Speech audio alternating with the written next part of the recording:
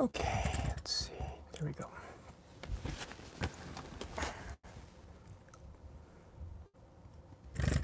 Oops, sorry about that. Just setting up here. All right, sorry about that. Okay, so we'll just, a little bit early, but we'll just wait a couple more minutes and then we will begin. It's just. So this is the live stream about the film, which is right here, right before sunrise, from 1995. So we'll be starting in about 2.5 minutes. So just hold on tight and get ready. Just give me 1 second here while I just finish setting up. All right. And is the sound and the picture quality coming out okay? I can never tell with these things. So, okay, great. Thank you very much. Thank you.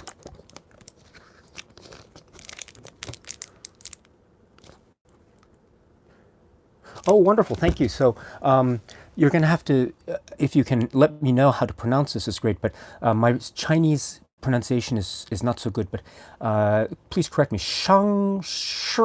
Is that right? So you said, hello, Daisuke. Love this film. Looking forward to the discussion. So if I have the pronunciation incorrect, please let me know. I think it's Shang Shi, but I could be incorrect. So, but anyway, thank you very much. I mentioned that I think in a Q&A, one of the early Q&As about, you asked a question, so I just wanted to get that correct. But thank you very much for checking the sound, by the way. Oh, I'm great. Thank you very much. Okay, Shangshi. Thank you very much. Let's see. And so Hokarak is here. Greetings from Thailand. Oh, great. Great. It's nice to see you. Hand embroidered lemon peel. Hello. Hello. I just thank you for your last minute Q&A question. Casual glutton, hello. Thank you very much. Oh, thank you. And Shangshir's here, hello. Alan is here, our dear friend. And Shangshir says the sound is good. Che Guevara 9, my dear friend, thank you for your comment a few hours ago. Really, I'm so touched.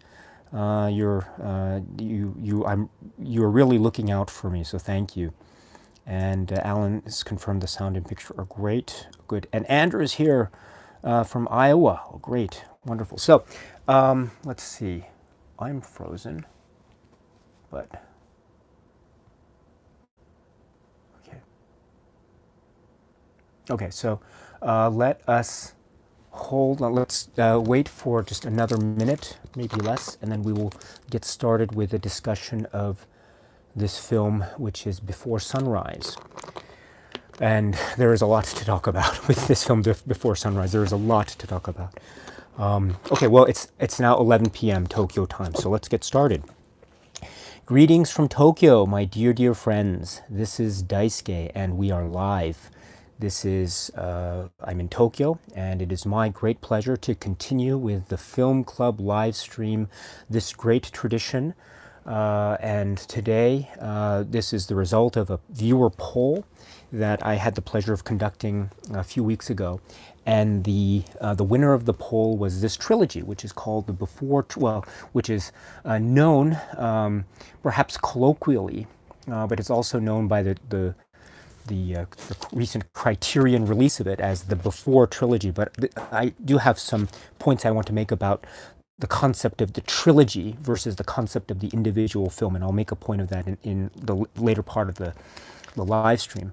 But just for all intents and purposes, this is the Before trilogy, and one of the films, the first film in this trilogy, is considered to be this film, which is Before Sunrise, and this is from 1995, and Richard Linklater, of course, and starring Ethan Hawke and Julie Delpy.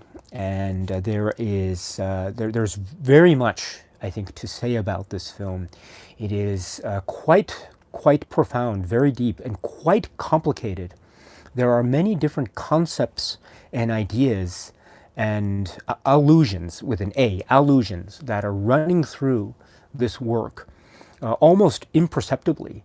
And so one, I think, can appreciate this work on its on one level, being a story about these two characters and their interactions with each other over a very finite period of time in the city of Vienna. Well, for the most part, it's in Vienna. There's a part in the train, of course, from Budapest to Vienna, but that's. I'll get to that in a second as well. But there's a sort of romance element to the film. I think also I remember I was growing up in around the time that it was initially released, around '95. And so I remember the marketing of it and the trailers being almost like a romantic comedy. And I would say part of it is kind of like a romantic drama, perhaps, although there are many more aspects. And I think there are many ways to classify this film, apart from it being a romantic comedy or romantic drama. It is that, but I think it is possibly classifiable under many different classifications and appellations. And so I do want to try to touch on that to the extent possible during this live stream. And it's a very exciting work. And but before I continue, let me say that this is live, so the live stream, live chat is open. And so you can, of course, talk about this film amongst yourselves. I know that there are a number of people who have already seen this film and are very excited to share their thoughts about it, and they know much more than I about this. So hopefully you'll find a number of people here who might be able to answer your questions or address some comments you may have about this particular work before sunrise. So the live chat is open.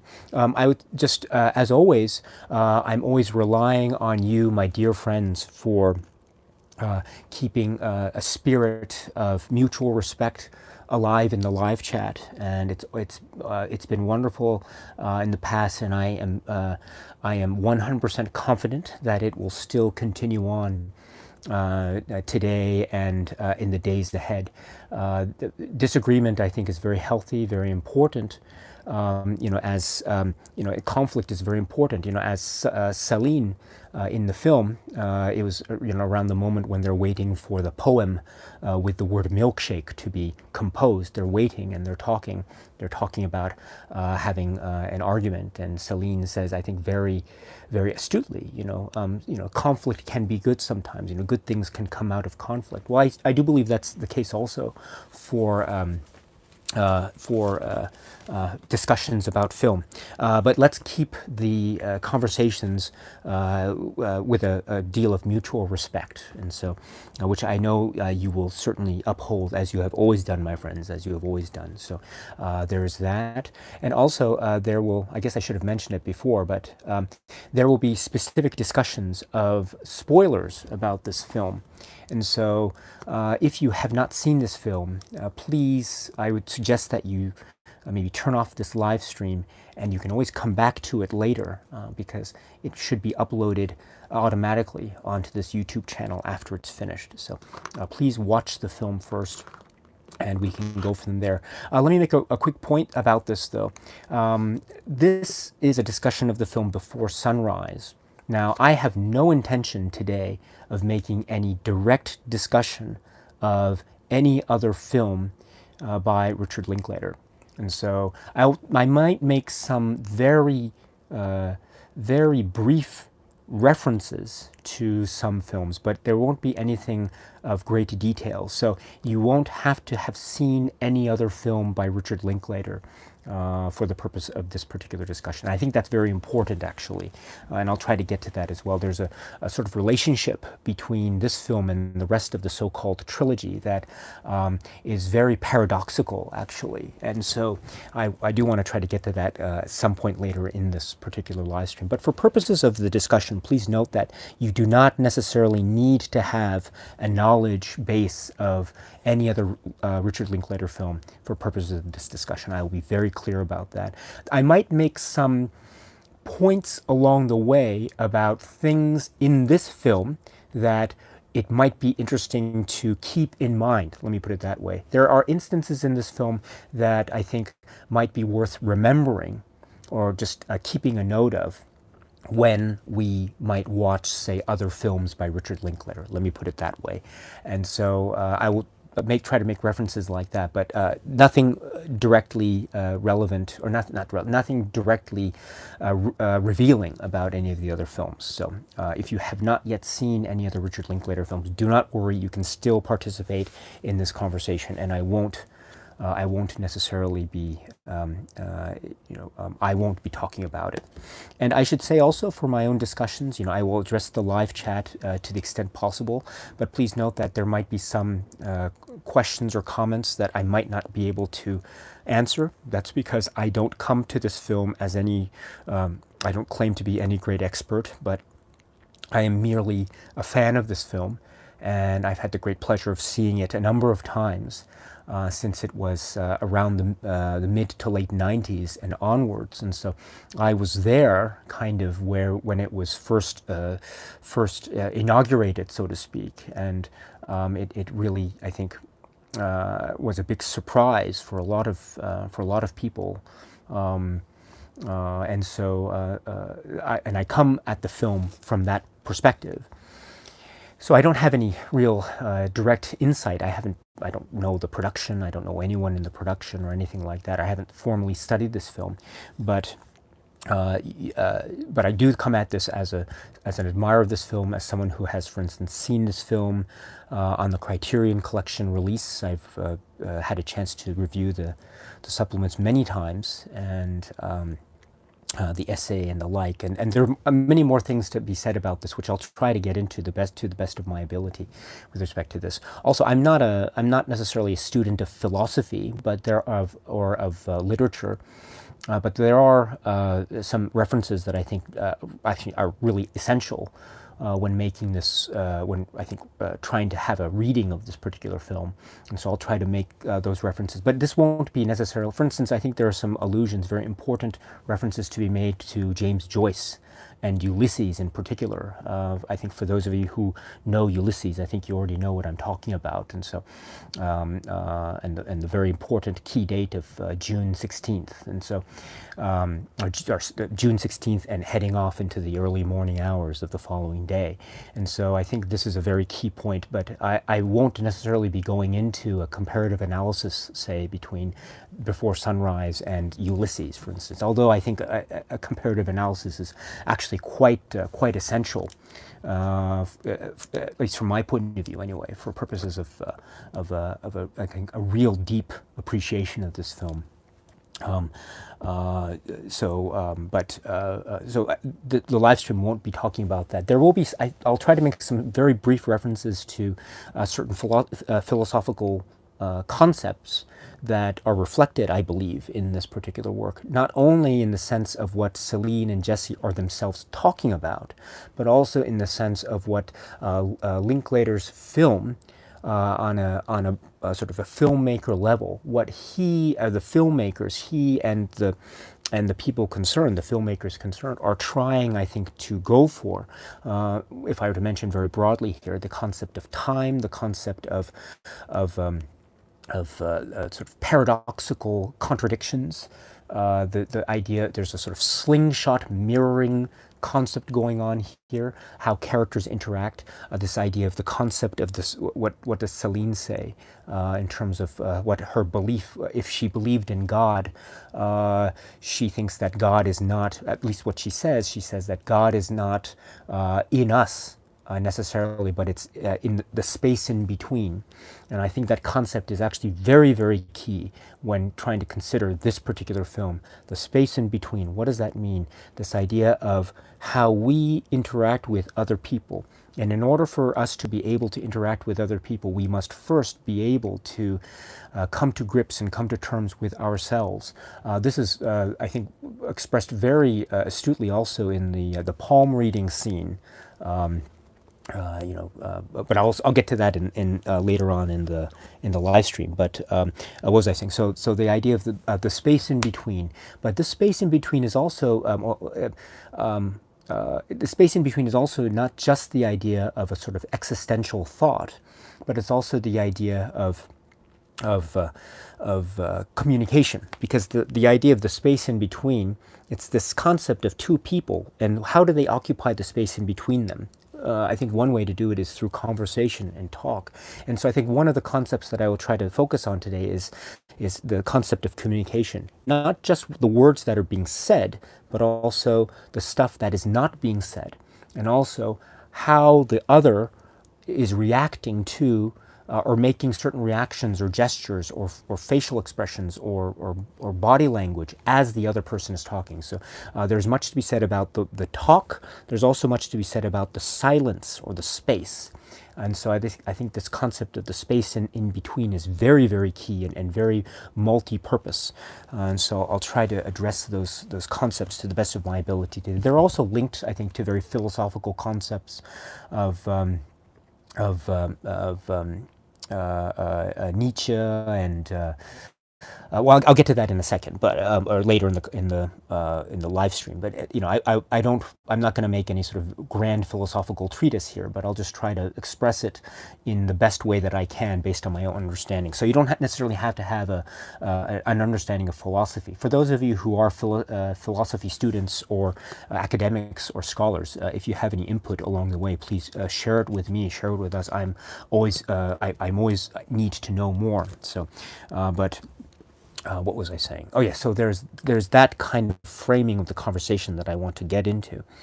And then, let's see, and I think that is it for as far as the general threshold parameter guidelines, I suppose, as far as the discussions that I'm planning to have here. Now, as I say, there will be further discussions later in the month about other Linklater works. But again, for purposes of this discussion, I will only be focusing on Before Sunrise.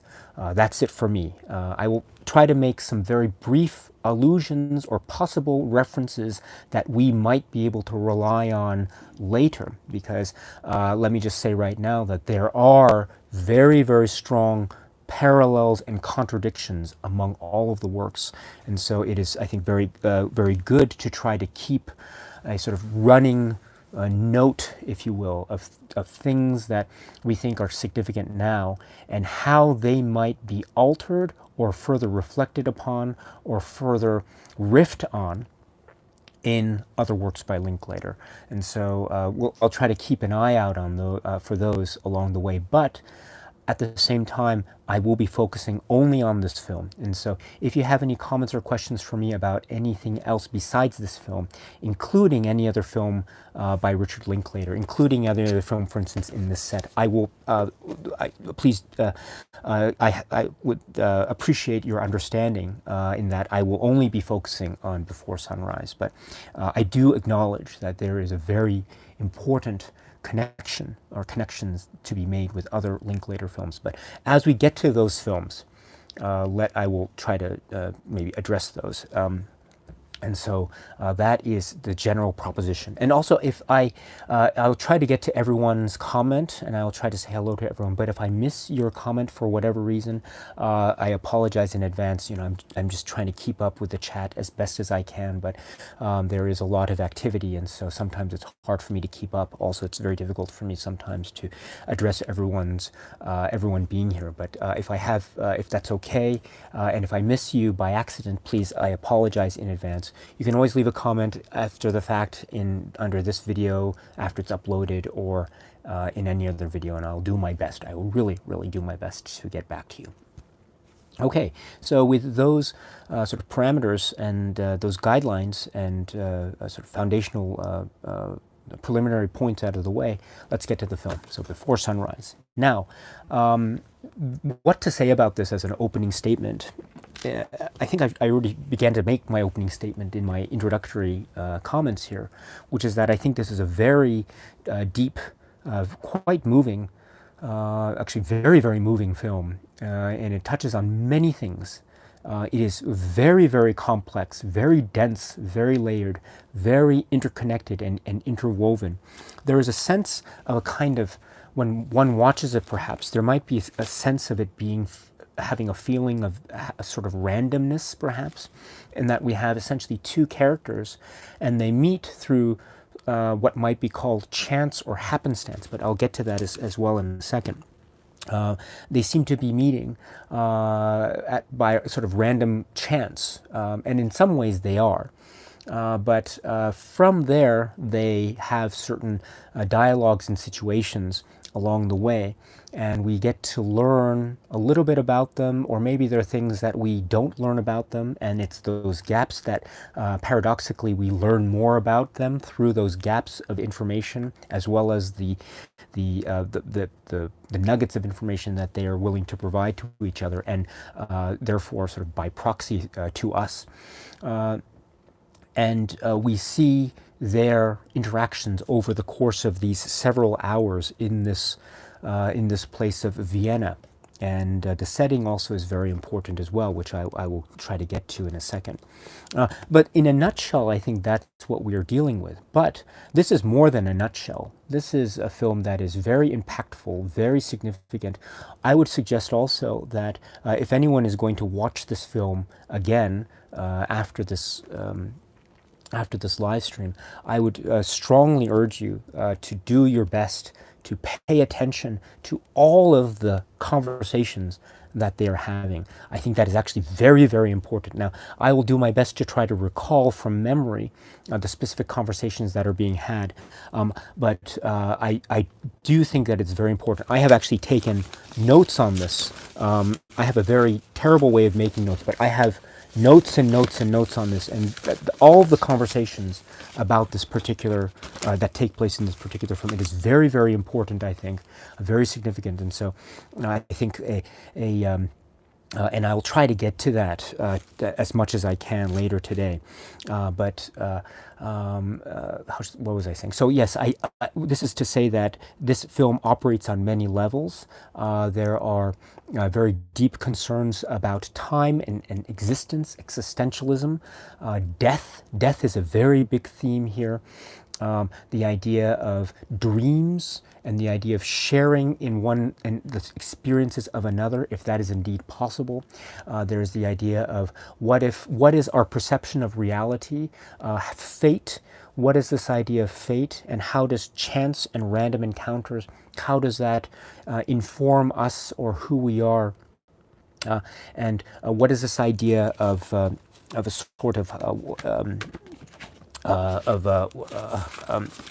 just lost. What is this idea of gosh, what was I going to say? A chance and randomness, and also as a sort of grander sort of literary look at the film. We see how we look at our lives, and we see how our lives might be different depending on the choices that we make. And this is actually a very deep, fundamental philosophical concept. It's sometimes some people sometimes refer to it as the unbearable lightness of being, but it's essentially the idea of there are many possibilities in life, and once we choose a path, or once we make a choice, then all the other possibilities close, and we have this one track that leads to a certain destiny, if you will. And so I think we are dealing a lot, therefore, with the possibilities of life, and also the randomness, the seemingly random chance aspect of life. But also, when we think of possibilities, I think we think also of the concept of time. And if we think of the concept of time and how it's considered here, it's also this idea of how we perceive reality as it unfolds before us. And we get glimpses of this in some of the discussions between Jesse and Celine, of course. The idea of time is abstract, but also, are we living in parallel universes? Sort of the concept of quantum quantum existences or quantum universes from Borges or something of that nature. So are these can you see these discussions leading to the concept that maybe these characters are living out their lives in separate universes or that sort of thing? And these are allusions that are actually made not just within this film itself, but in the grander scheme when we look back and see all the films together. But again, I will talk about that later when we talk about the other films. But this is all to say that I think there is so much. There's so much here, and I will try my best to get to as many of these points as possible. But also let me say that, as I said, this was from 1995, and my experience with the film was that this was a film that I saw the trailers for, and it was the big appeal point, I think, in most of the marketing for the film at the time was that very famous scene that's early on in the film, Prater, the Ferris wheel, Prater Park Ferris wheel in Vienna, and the Celine and Jesse are in one of the Ferris wheel cars.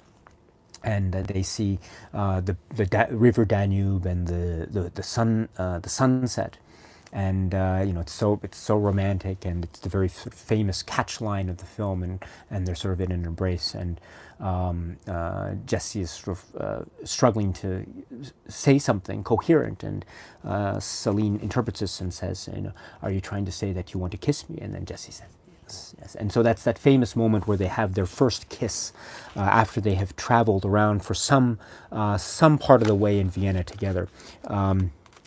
But the point is that I think when I was growing up, I saw this film, at least in terms of its marketing, before I actually saw the film. I considered it as a kind of romantic comedy. But that, I think, is very deceptive, because this is far from being that kind of film. There's nothing wrong with romantic comedies. Don't get me wrong, I'm a big fan of romantic comedies. But this film is very, very different, very surprising. And then when I eventually saw it, I was actually quite stunned by it. And I admit at the time there were many things that I couldn't necessarily keep up with. I didn't understand all the references. There were references to like Georges Bataille or even Klaus Kinski at the beginning, or Georges Seurat, or the notion of a random chance, etc. I wasn't quite keeping up with that, but I knew, or I felt, that there was a real sense of something going on that was not necessarily a kind of interplay between two college students. And they were talking about things that maybe were perhaps loftier than their own concepts of themselves. No, I think on the contrary, there was something else going on here, much more genuine, much more, I think, true. And that truth, I understood later on, really came from the hearts of the filmmakers, and what they were trying to achieve in building these particular characters and seeing them unfold and interact with each other on the screen. And once I began to appreciate that more, I found the work to be incredibly effective. And this was during the first, I'm going to put it this way, this was during the first approximately 8 or 9 years after the film was released. Let me put it that way. So there was no necessarily any kind of concept in my mind as to whether this story would continue or not. It would always be something that would be did they or didn't they meet 6 months later from right from that day, and so at 6 p.m. at the train station. And so what was it? The train station that there. What was it? It was. I'll find the reference later. But so my point is that they. What was it? My point is that they were still something of a sort of ephemeral quality about the film that I think made it very, very impactful, and also very keyed into the importance of living in the moment, because we didn't know necessarily what was going to happen after the fact. And so I think that's what made it, I think, a very interesting work, especially during those first 9 years after it was released. And so so they were supposed to meet at track 9 6 months from now, 6 p.m. at night. So that was it. And so 6 months from this day, so it was June. They met on June 16th, so which is a very important reference to Ulysses. But so my point is that there was a sort of specialness about this film that I think was felt very early. But I think that specialness really grew, and the real context of the film, of course, grew 9 years after the fact, and then a subsequent 9 years after the fact from there. And again, I'll just leave it at that. But if we're talking about the significance of this film, I think even within the framework of this film, there are intricacies and a real tightness of construction that make this, on the contrary, not at all an exercise in a sort of random nature of two characters talking, but rather this is a tightly constructed work. And I would say it is a work that is expressing what's the phrase? A paradoxical symmetry. And what I mean by a paradoxical symmetry, and again, I'll be very general about this and be specific later, is the idea that when we see things occur at one point of the film, we will see them occur again or reworked in a very interesting alternative way later on in the film. Or we'll see references made that were referencing things that happened early in the film here, or characters that were referenced early in the film re-emerge again here in some form or another, even within the framework of this film. Now, I would say also that that kind of interplay actually occurs outside the film itself when we get to later films, as I say, 9 years from now and then a further 9 years from then. But even within the framework of this film itself, that lattice work of connectivity is on full display and very, very much alive. And I call it paradoxical because it is not only a mirroring of certain events that is consistent with what happened before, but it is also a contradiction of things. We see many mirroring of things, many things that are repeated, but they are contradictions of what came before. This is true not only in terms of events, but also this is true in the characterizations themselves, Celine and Jesse. We see them and the way that they're expressing their characters throughout the film. Early on, we get glimpses of who they are, or at least who they say they are to us, and the conversations that they engage with each other. And when one person talks, we see the other person responding or reacting.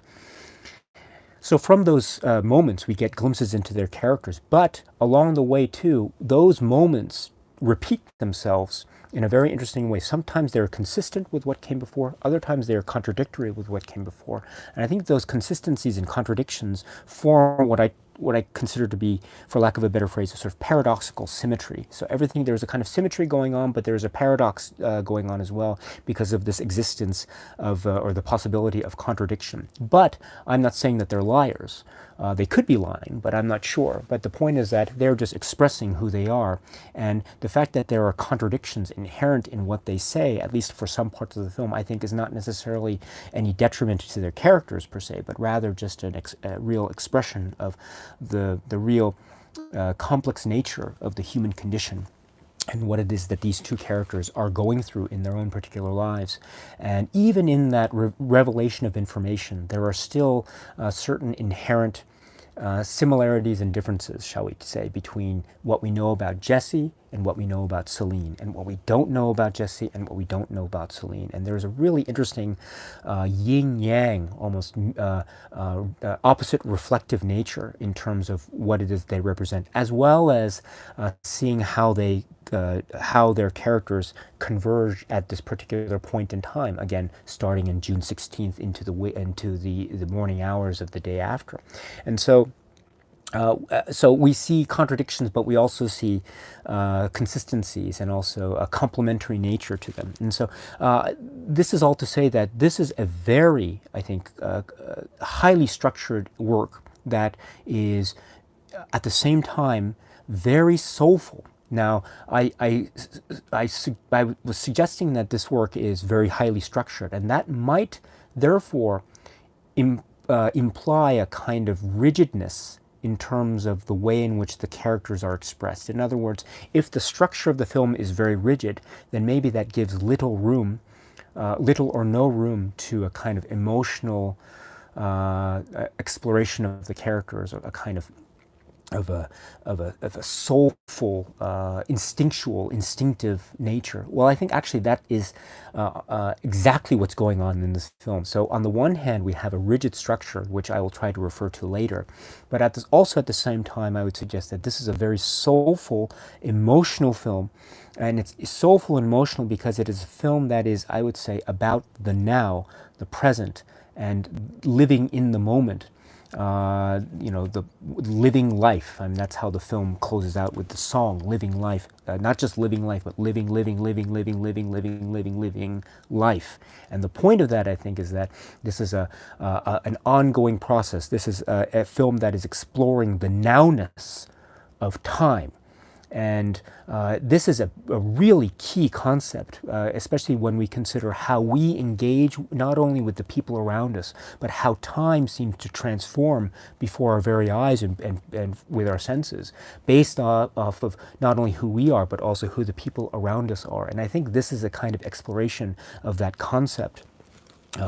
And living in the moment, for lack of a better expression.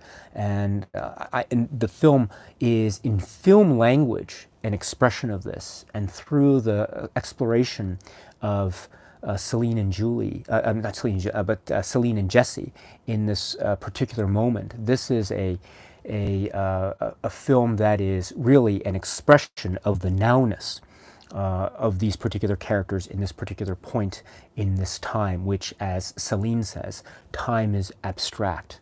And so this is sort of my opening salvo into what I really feel about this film. I think this is a superb film, and I can't wait to talk about it in detail. But before I do, let me just go to the chat, and we will go from there. So let's see here. I've already started with the chat here, so let's see. Okay, Wind Up Bird Films. Oh, great. Hello from the Philippines. Hello, can't wait. Thank you very much. Wolfgratz is here. Hello. Mark from Poland. Hello, it's nice to see you. Lucas Prada Flores. Hello. Let's see. Andrew says, how did everyone watch the films? Wanted to wait a couple weeks between each film to give the illusion of the passage of time, but couldn't help myself from watching sunset a couple of days after sunrise. Yes, yes. Let's see. Oh, Ellie Cohen is here. Hello. Phil Fan from London is here. Hello. Let's see.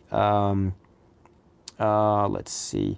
Raymond Rodriguez here. Hi Daisuke, love these three films. This is a film about two people from different countries who find solace in each other's company. They both not only learn about each other, but about themselves. Yes, that's also a very key concept. And you bring up about the culture clash between the two of them. Not well, clash, but the difference in culture.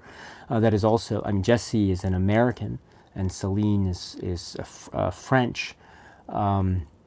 And they speak in English, but they are in countries whose official language is not English, and so this is very interesting. I think there is a real sense here of yes. Let me put it that yes, there's a sense of culture differences and also culture clashes in some points of the film as well, which I'll try to get into one of these days.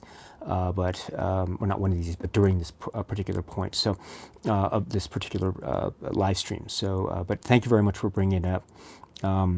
Actually, why don't I do this? Let me just actually go into details because it actually is relevant. So, the way I want to start the specifics here is I just want to talk about how the first sequence of the film, which is the train, where the train is now heading to Vienna. And so I want to focus in on this sequence and how actually I think this sequence is very, very thematically and in terms of characters, very significant, not only for the rest of the film, but perhaps potentially for other films to follow. So let's focus on this first, 10, 15 minute sequence, I think, and then we'll go from there. So this is the train, I understand, from Budapest to Vienna. And so we have, at the outset, two people what we assume is probably a husband and wife based kind of on their rapport. We never get a full confirmation of that, but they are arguing, it seems, in a train car. And it's based off of that argument that we understand that Celine, who is there reading Georges Bataille, is trying to read, but she wants to move, and so she moves. So we get there, and then she moves to another part of the same train car, and she sits here, and then we see Jesse, who is sitting on the other side with his book, Klaus Kinski. And so this is, I think, already a very key moment. And then when we see the couple that were bickering on the train car, they get up and they go to outside of the car or whatever. We get a little bit of a camera movement into Jesse. We already see a little bit of eye contact between Jesse and Celine. We don't know what their names are at this point, of course, but we know that these are the stars of the film, right? Ethan Hawke and Julie Delpy. And so we get a little bit of eye contact, but nothing more. And then who initiates the conversation? It's the Ethan Hawke character, let's put it that way. And what does he say? He says, "Do you have any idea what they were arguing about?" And I love what Julie Delpy's character says. She says, "Yeah, no. My German is not very good." But I love that moment, and I think that is so significant. So this is very important for a number of reasons. First is, who is initiating the conversation here? And who is, in fact, initiating the conversation between them that will be really the crux of the whole relationship? It is Jesse who takes the first step, as it were. However, there is a certain level of luck or chance or fate that we see involved with Celine, right? Because it is she who moved there by a certain stroke of luck, or whatever you want to call it, to the seats that are next to Ethan Hawke's character. So it's not only that it is Ethan Hawke's character who takes the first step and says something to her, which initiates something, but it's also the idea that Celine, in a way, is guided by chance or choice and based on that chance or choice, she is guided to this particular relationship, which then grows from there. So there are already a number of things that are going on here, and that we will see later mirrored in the film. So of course we will see later how Jesse is, on the one hand, he is a character that seems to be somewhat negative, for lack of a better phrase. He says he has a BS meter. He has issues with his parents, which we will get to later. There is a certain sense of pessimism, I would say, not with everything that he says, but with a number of things that he says later, and specifically when he's talking to Celine later in the film, and I'll get to that later. But he is always the one, in key moments in the film, who is the one who initiates. He initiated here, and this will be reflected later at the end of the scene, when it is he who, when the train arrives in Vienna, it is he who makes the plunge and makes the proposal to Celine, and saying, here's what we should do. You should get off the train, and we should walk. We should just hang out together in Vienna. That's what he's the one who initiates that, and then he continues, of course, with that very famous monologue, if you will, of time travel, which is also a very significant point as well. But the point is that he is the one who is initiating at key moments in the film. He does it here. He'll do it later on in the train sequence. He'll also do it later on as well when. At the very end of the film, when they have to leave, and when they've already made the kind of rational adult decision to not meet each other again, right? They've sort of made that promise, but you know that they really want to meet each other again, but they've said it out loud. But then it is Jesse who actually says, I want to meet, right? It was Celine who says, "Me too," and then he says, "Why didn't you say anything?" And she said, "I was waiting for you to say something." So that's another key moment where it was he who was the initiator in terms of making a kind of initial approach that would then lead to other things. And so this is reflected at the very start of the film. The very start of the film, right? So I've written it down. So do you have any idea what they were arguing about? And I love the response, Julie Delpy's response here. She says, "Yeah, no, my German is not very good," because they're speaking in German. The couple were speaking in German. But I love this response so much. It says so much and says so little at the same time. But the point is that it is already we are getting a contradiction. The first thing that she says to Ethan Hawke's character is inherent contradiction. Yeah, no. And I think that is so appropriate, not just for her character, but for his character as well, but for the entirety of the film. We will get inherent contradictions. And contradictions are not bad, my friends. Please don't misunderstand me when I say contradictions. They are good things. They are reflections of the human condition in many ways.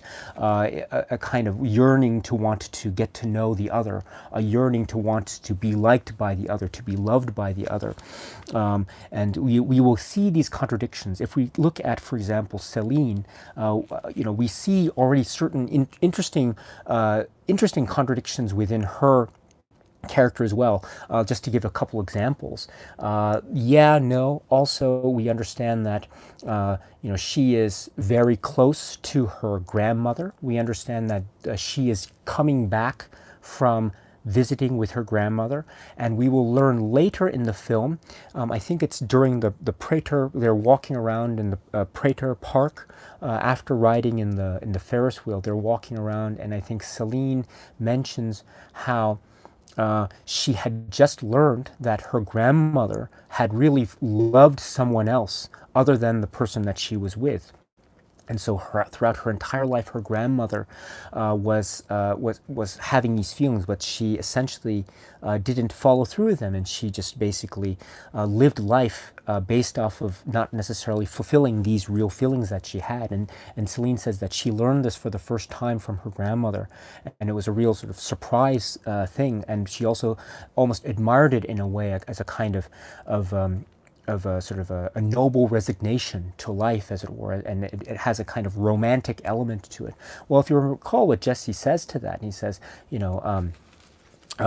romantic projections. I don't go for these romantic projections. And so he is dismissive of romantic projections, which is almost insulting to Celine. They don't carry through with that in terms of an argument later, but my point is that at that moment, Celine seems to be expressing a kind of a romantic element that is based off of this notion of like romantic projection. But then later, when they decide to make their sort of rational adult agreement on the boat, on the cafe restaurant on the boat, because they say, tonight is the night, and there will be no other mornings, but tonight is the night. So we will live this moment. No delusions, no projections. That's what Jessie says, and then Celine agrees. She says, yes, of course. And so there she is, in a sense, contradicting the idea of romantic projections. Although, in the end, ultimately, who is the one that's contradicting? Perhaps it is Jesse himself who's also engaged in the contradiction, because as he was dismissing romantic projections in the past, in the film, we see him, in fact, I think, very much living in the moment of romantic projections with his relationship with Celine, who he described in the wonderful faux conversation, telephone conversation in the bistro. He described her when he's talking to Frank, I think. He says, she was like a Botticelli angel. And so, what was I saying? So there are already, and other contradictions arise along the way that are so imperceptible as well. Remember, we see early on in the train sequence where Celine says she's afraid of flying because she is consumed with this notion of death. And she is just terrified of death and the idea that she can imagine that moment before death, and it's just so terrifying to her. And so that's the excuse that she says to in the conversation in the train car for her traveling by train rather than taking a plane. And so what's interesting also is we see later on an echo of that, which is an inherent contradiction, which is again in the boat cafe scene between Celine and Jesse. They're talking about, maybe we can meet. Maybe I can come back to Paris. I can come to Paris, or maybe you can come to the U.S. or something. But then remember what Jesse says there. He is the one who says, "But you don't like to fly." So he, in fact, remembered that she doesn't like to fly. But if you remember what she says, she doesn't mind flying. Let's see, what was the line that she says here? She says she doesn't mind flying, and she's like, so it's in essence, she said earlier in the film that she is terrified of death, and so she didn't fly. But now she says, I'm not scared of flying, and so there is already a kind of contradiction there. But question whether that contradiction is due to the fact that she wasn't really scared of flying to begin with, or is this idea of talking with Jesse throughout this night has somehow affected her in a way such that she is now a sort of living contradiction that is also, in a sense, another way to put it, a kind of evolution of character or change of character or adaptation of character in order to sort of reflect what it is you've picked up from the people around you, if that makes sense. And so my point is that there are contradictions already inherent from the very beginning, and these contradictions will echo as we get further. I think I would let me go into another point in the same sequence where we see another contradiction, and also we see an example of how the characters will actually conflict in a very maybe subtle but still very significant way. So later on, when they're in the lounge car, they move to the lounge car, and now they're sitting opposite each other. And so, and with the table there, we see that their discussions are they're very kind of wide ranging, even at this early stage. Jesse is talking about the idea that he has for the television show, the idea of having 24-hour depictions of living life for 24 hours, 365 days. And then having people all over the world doing that. And so he calls it the poetry of everyday life. Celine jokes and says, it's sort of, oh yeah, the ordinary, mundane, BS.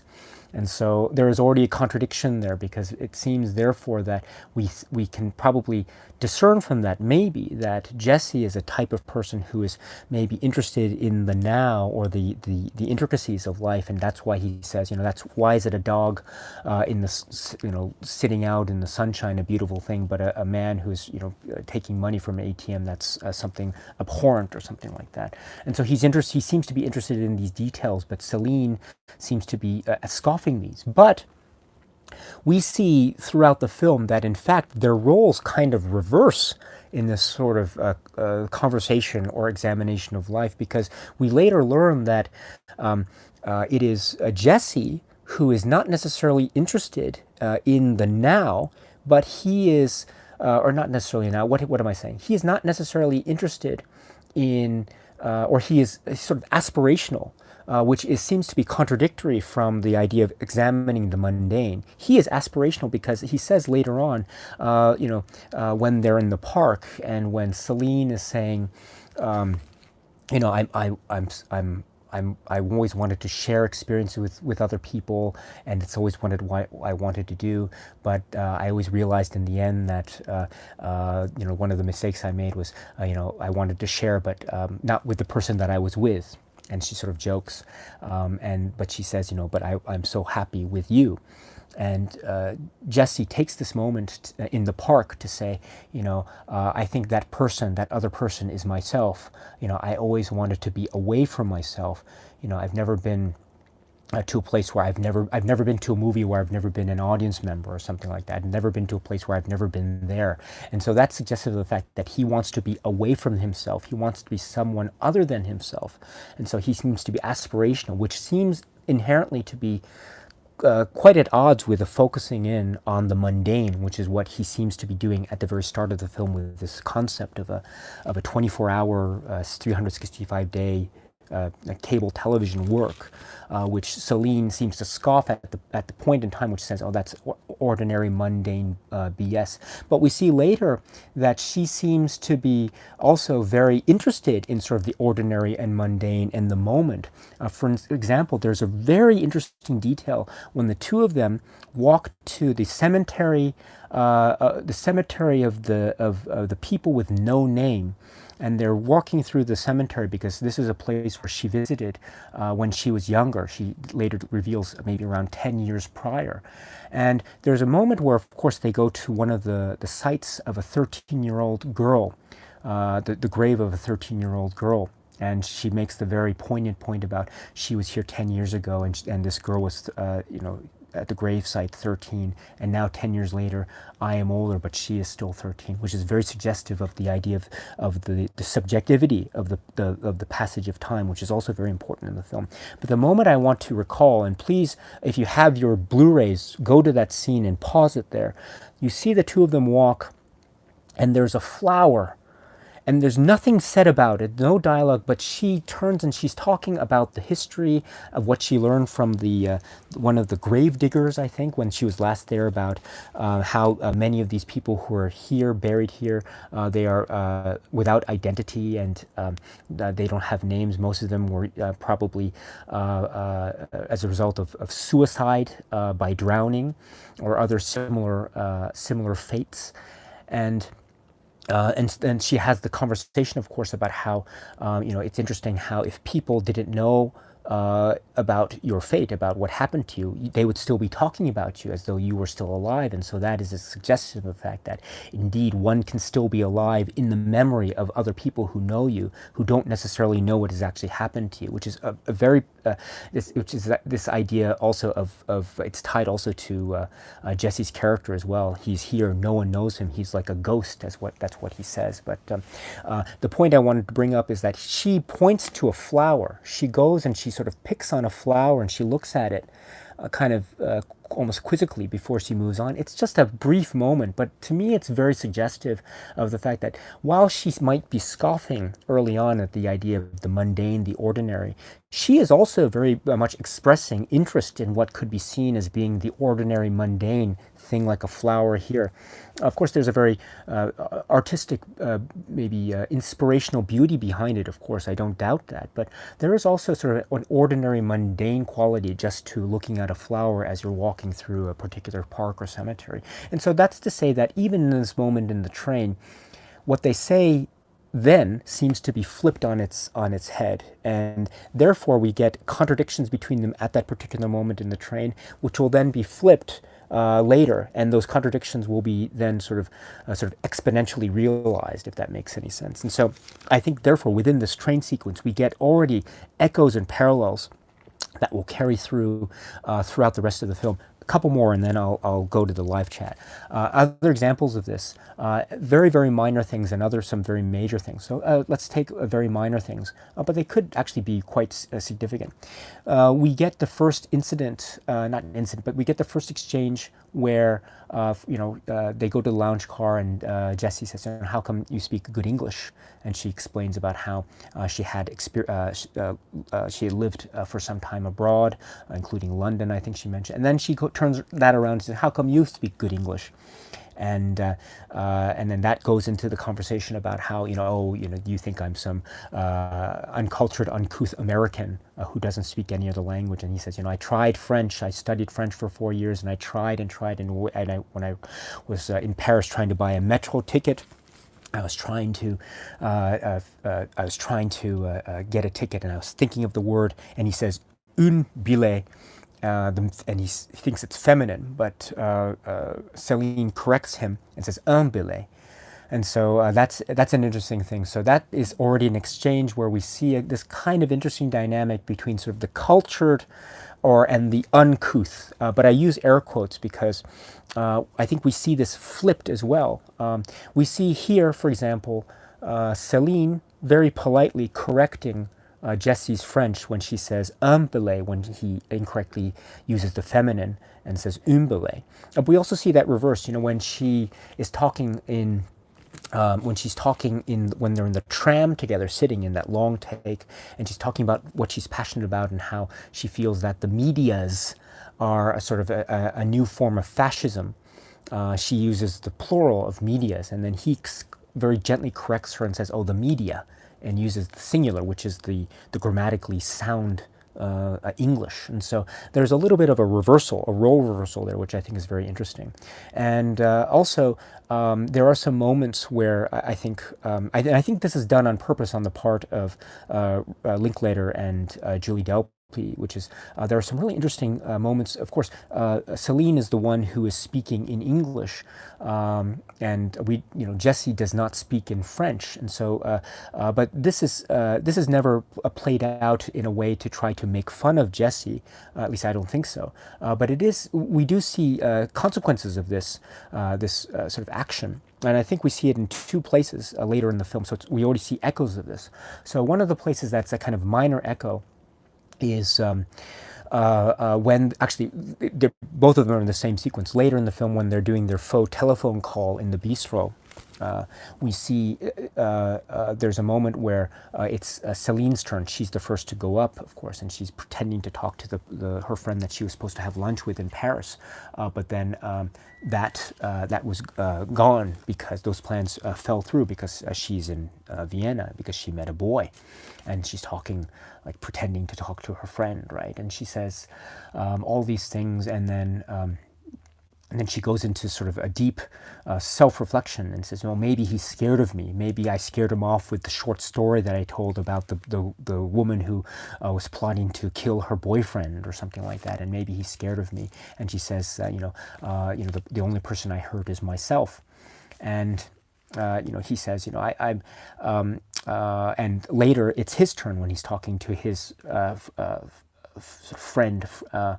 And there are different, already sort of interesting cultural differences between there. She says "drling," and then he says "bring, bring." So there's already a difference in the way they're enunciating the faux telephone ring, which I think is very interesting. But also, there's a moment where Jesse's saying, I was mouthing off and I was trying to sound pseudo-intellectual, but I really wasn't. I was making a fool of myself, and I don't think she likes me. And he was expressing kind of a lack of confidence, which I think was kind of tactical on his part during that point. But you notice that she says, but remember that but she sat next to her, meaning her, and she sat next to you in purpose. And I think that was a very interesting little purposeful mistake of English on her part, because of course the grammatical correct phrase would be because she sat next to you on purpose, but she says she sat next to you in purpose.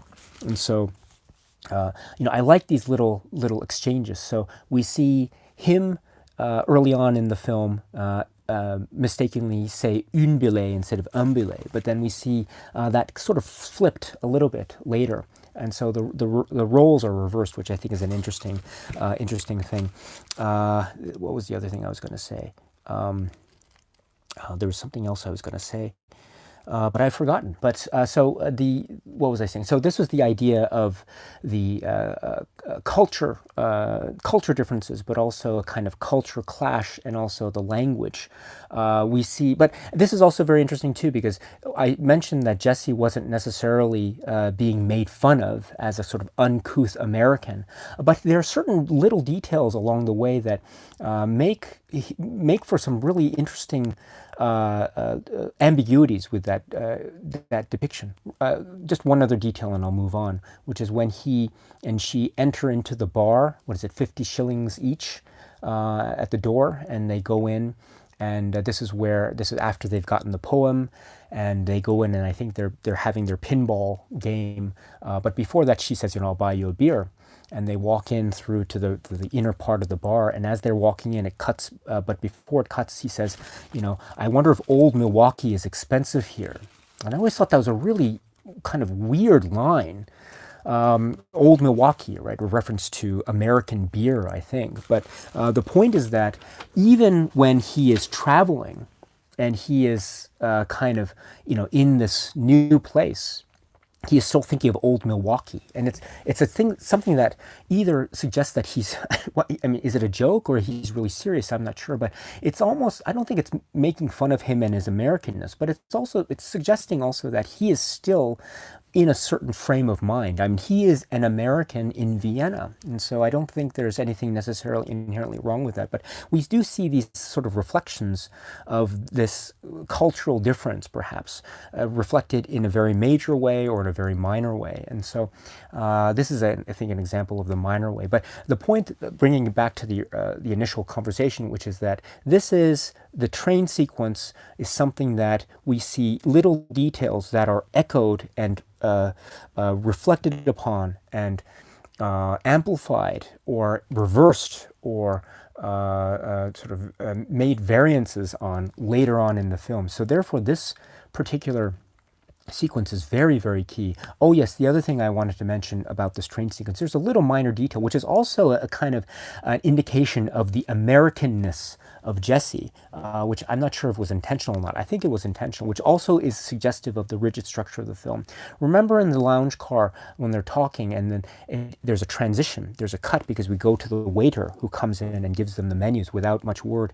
And then Jesse says kind of makes a sort of a slightly derogatory statement about the lack of service here in Europe.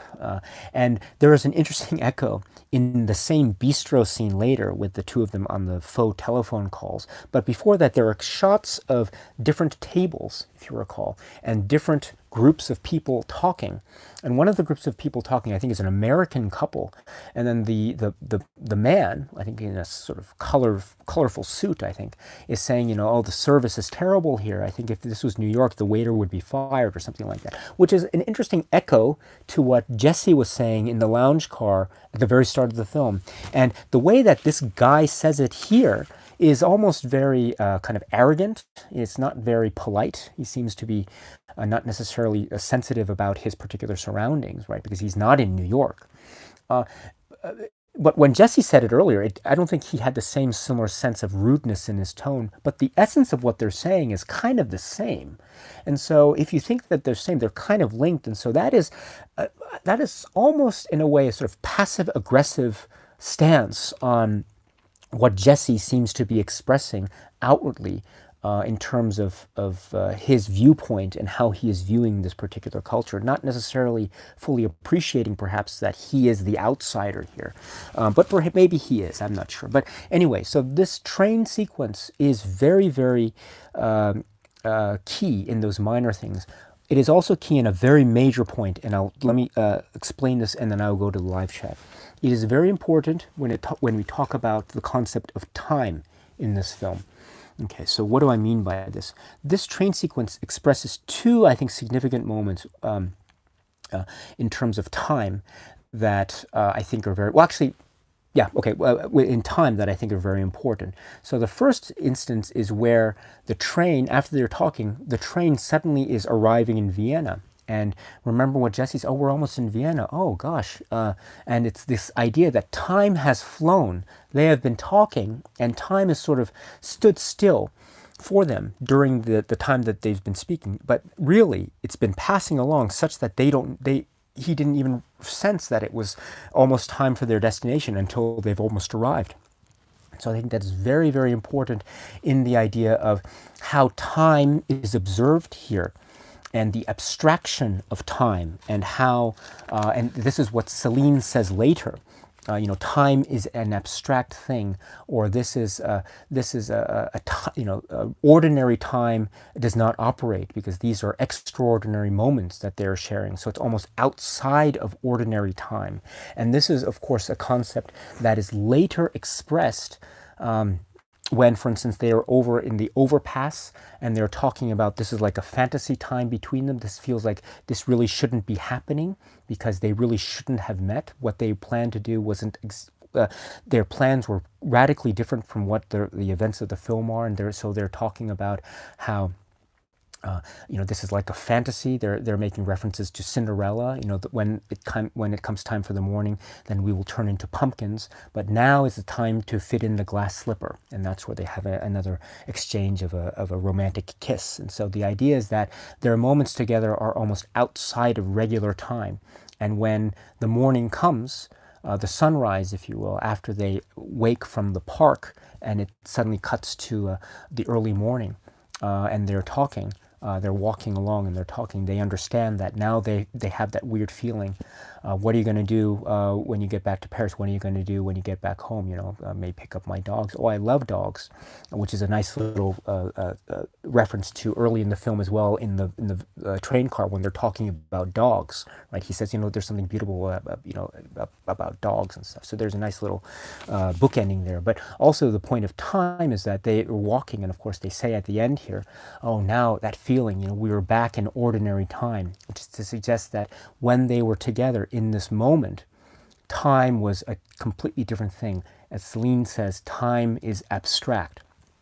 And it was abstract also in this train sequence, which is why they were surprised when they arrived in Vienna as quickly as they did. And this is that sort of thing where when you're talking to someone and you're really getting to know them and there's a sort of groove or chemistry between you, you don't really get a sense of time passing. And so there's this lived-in moment of the feeling of time and how it affects you or how it doesn't affect you. And then when you're jogged out of that, you feel like you're awoken from something or awoken from a slumber. And so and I love this idea of time and extraordinary time, and the fact that they are also linking in a very maybe subtle way the idea of time and dreams and dreamscapes, and how there's also conversations and talk throughout the film about dreams and how, you know, the dreams of people are for the purpose of being loved just a little bit more. That's what Celine says. Or how Jesse says, you know, I often dream of being a father and a husband. Or things of that nature, and so or like when Celine says also in the church, says, you know, maybe I'm dreaming, I'm an old woman dreaming I'm a younger woman right now. Or and then Jesse says in the same, so, you know, I think I'm a 13-year-old boy dreaming, and this is like a dress rehearsal for my life, or that sort of thing. And so there's this notion here of time and dreams, and as we know, when we dream ourselves, time is a completely different beast. It is amorphous, and it is something special. And so there is a sense here that time is acting differently. But of course, we also know that time is also not acting differently as well, which is itself also an inherent contradiction. What is it? The notion of one cannot conquer time, and so which is the reference to the what is it? You cannot conquer time. W.H. Auden poem is read by Dylan Thomas, and so right. There's already an inherent contradiction in the depiction of time in the film, because it is running at loggerheads or at direct odds against the concept of time as we understand it to be. And I think this is also very much linked to sort of philosophical elements and how people perceive time in this space. But I'll try to refer to that later as well. But I think this is also a very key concept that we see revealed early on in this film, that it will repeat itself very much so later on in this film, and perhaps in other films as well. And then the other thing, there's one other thing, and I'll get to the chat, within this framework as well of the train sequence that it will echo throughout the entire film, is the concept of death. And this is very, very important, very, very important, because first of all, death, I think, is expressed in this film in very different interpretations or different iterations. And so I think directly in this conversation in the train, we see the concept of where Jesse is discussing or talking about how he first became aware of the concept of death in his life. And this is the story of his great-grandmother and his great-grandmother having died. And so he describes how he was young, maybe 3 or 4 or so very young, going to the home in Florida or something. And then he is doing a little bit of the water spray with the hose in the way that his sister taught him to do, and the spray of the water was such that he was able to see an image of his great-grandmother. And so this was sort of the concept of death as he was describing it. And so this is, I think, a very important point, of course, because later on, we realize that Celine, who has up to now, of course, in the same moment in the train conversation in the lounge car, has already expressed this idea of how she is preoccupied with the notion of death, which is why she says that she doesn't like to fly, but because she's so afraid of that moment. She thinks of death 24 hours a day.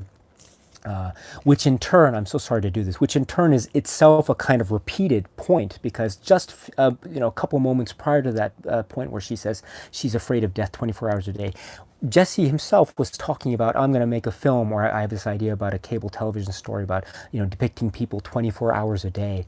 And she was at the time scoffing that, where she is now in turn describing her own sort of 24-hour day process, which itself is a kind of interesting, a paradoxical symmetry, because it itself is a kind of inherent contradiction within the same scene, which I think is really beautiful. But death. She expresses her constant preoccupation with death, and we see this played out later in the film in many different forms. But we also see him and his story about death. And if we recall later in the bistro scene with the faux telephone call, this is what she says. She says, I was attracted. I'm paraphrasing, but what I was attracted to was when he was talking about seeing his great grandmother, an image of his great grandmother, and she imagined him being, a boy with dreams, and so that's what made her want to be with him during this night. And so it's interesting how this memory of death was, at least in terms of what she describes it, the memory of death was the catalyst or the reason why she decided to go with him in the first place, which I think is fascinating and absolutely extraordinary.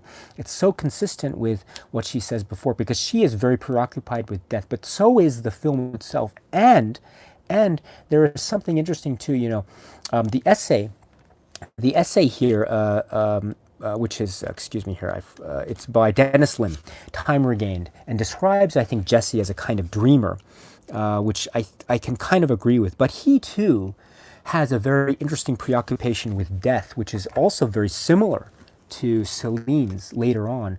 And this is also a kind of moment in the film where I'm not sure if he is really inherently preoccupied with death the same degree as Celine is or not. But later on in the film, when they're in the boat, the cafe restaurant boat, the first thing, we cut to that scene, and the first thing we see him talking about is this idea. He had a friend who was involved, who had a home birth, and so he was watching, his friend was watching the baby being born. And he says that, but what the friend was preoccupied with, the only thing that he could think of in his mind, not about the beautiful, this beautiful momentous occasion of the birth of a new life, but the fact that this is a human being that will one day die. And so this leads into the idea of how their particular time together is itself short-lived. And it's the concept is a kind of there's a certain phrase in Japanese called mono no aware. So there's a sort of melancholy resignation with respect to the impermanence of all things, and there's also a sort of Buddhist element to that. But the point is that Jesse is himself expressing a kind of I don't want to call it morbid fascination, but he is also expressing a sort of preoccupation with death at this moment, which is very much similar to the kind of preoccupation of death that we hear Celine mention in this particular train ride at the start of the film. So this is all very, very important in the sense that we see already all the seeds of this film, and perhaps other films as well, expressed in one way or another in this train ride during the first 15 minutes. And I think there's a sort of blueprint that is at work here. At the very least, themes that will be worked and reworked later in this film and maybe others, including, of course, the time travel scene, the time travel monologue with Jesse, which is how he's trying to convince Celine to get off the train and walk around Vienna with him, right? The idea that maybe this is a time travel, maybe maybe 20 years from now you are married and you are unhappy, and so this is your opportunity to relive this moment that you could have relived instead of living in a kind of sort of unhappiness of life. And I love that time travel moment too, because again this is linked to the concept of time, which is really integral and organic to this particular film, and it's also linked to the notion of Jessie being the initiator rather than Celine, even though Celine is talking a lot about herself at times when Jessie is very shy and he's very resistant to share things about himself, in particular about what happened to him in Madrid and how he was in love and that sort of thing. She seems to be very upfront with a lot of things that she says, but the contradictory element of her character is that even in this moment, it is not she who initiates the relationship, but it is he who is initiating it through this other example of him using the time travel story. And this is a very important point, because time, maybe we might see this idea of a time travel story be employed maybe in another Richard Linklater film, but I will leave it at that. And also there's this moment there's this idea of living in the now, living in the moment.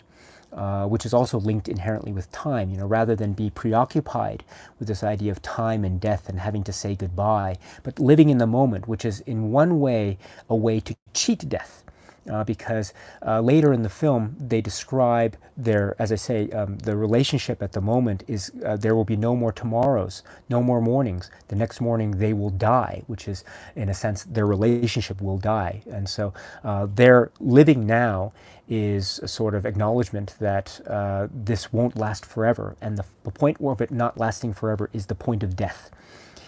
But they seem to be defying that in that moment on the boat, but also in the moment of the films themselves, because they seem to be expressing sort of wanting to live in the moment, live in the now, sort of an affirmation of the moment. What's the phrase? I'm not a philosopher, but the philosopher Nietzsche, there's this concept of what's called the Nietzschean affirmation. And what essentially that is, at least my understanding, is that the idea is that according to the Nietzschean affirmation, the idea is one would affirm the moment. The moment is now. So the affirmation of the moment leads to the affirmation of one's existence. And so that is, I think, a very key concept, because it is antithetical to the notion of death. If death is equated with saying goodbye, and if they're always thinking, I don't want to say goodbye, I don't want this to fizzle out, writing letters after the fact is so depressing, I don't want to think about it. Jesse uses the word depressing twice, first in the scene in the boat cafe, and then later at the end in a slightly different way, but he uses the word depressing twice. Depressing equals death here. But they beat that by saying, let's not do that. Let's just take care of that now. Let's say goodbyes now, and then just live in the moment. This is the Nietzschean affirmation, the affirmation of the moment equaling the affirmation of existence. So they are affirming existence, which is a sort of way of denying death, if that makes sense. So that is also an inherent contradiction, which is so great, because this whole film is, in essence, an affirmation of the moment. The affirmation of the moment, therefore the affirmation of the existence of these two characters living their relationship in whatever finite time they have, but they're living their relationship. So this particular act of the film becomes almost a defiance of death. So that is a beautiful inherent contradiction in the film, which is yet another way that this train sequence is like, it's setting up the paradoxical symmetries, which is included in this idea of contradictions, both on a minor level and on a major level. Okay, I've been talking too much here, so let me go back to the live chat, and then we will continue. So let's see here. Carl Reese says, great trilogy.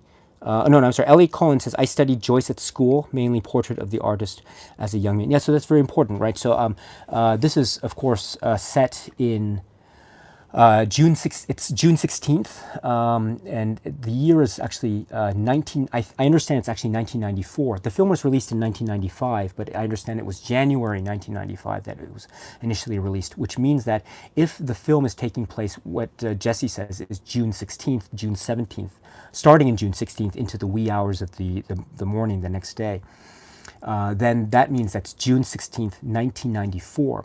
And if we recall, for those of you who are Joyce scholars and experts in particular Ulysses, you'll know that the day, that the very key day is June 16th, 1904. And so we have not only the same day, June 16th, but also we have a difference in years of about 90. So I think 90 is not quite 9, but it's the same use of the same numeral 9. So we have the difference of 90 years between Ulysses and the events of Before Sunrise. And then we also have the use of 9, not 90, but 9 years, a 9-year cycle that we see will be, probably we might see that 9-year cycle to be something that's significant later on with other Linklater films. But the point is that there is a definite link here between this and James Joyce. This idea of not only just a stream of consciousness, although there's that too, but Rob Stone, who is an expert, film studies scholar expert in I think Spanish cinema, but also the cinema of Linklater, and he's actually on one of the interviews here, and he wrote a text on Linklater, and he describes many things about Linklater's works, but he describes the link between James Joyce and the idea of it has a sort of a James Joyce quality in the sense that the characters are being lured. The phrase is lured by their senses. And if you know Joyce and you know Ulysses, you'll know that this is, I think, a direct reference to the phrase. Right, it was Grafton Street. Grafton Street, gay with housed awnings, lured his senses. So this is, I think, a key concept. Not only in terms of a kind of a stream of consciousness, although. I would actually push back slightly on that. I don't see it necessarily as a stream of consciousness exploration as much as it is a kind of embodiment of the senses, the sensory perception of life. And the way of expressing that is through the now, through the moment. And inherent in that is the way that time is warped, or time is seemingly shaped in a way that is outside of ordinary time. And I think all of this is linked very much to Ulysses. So anyone who knows, and also, of course, the traveling in the city and how the city landscapes are, of course, very important to this. There's the kind of concept, if you will, of what do you call it? Sort of well, actually, I'll get to that later. But so yes, so the link to James Joyce and to Ulysses in particular, I think, is very, very important. I would love to be able to talk more about that. But maybe I'm not a Ulysses expert, but and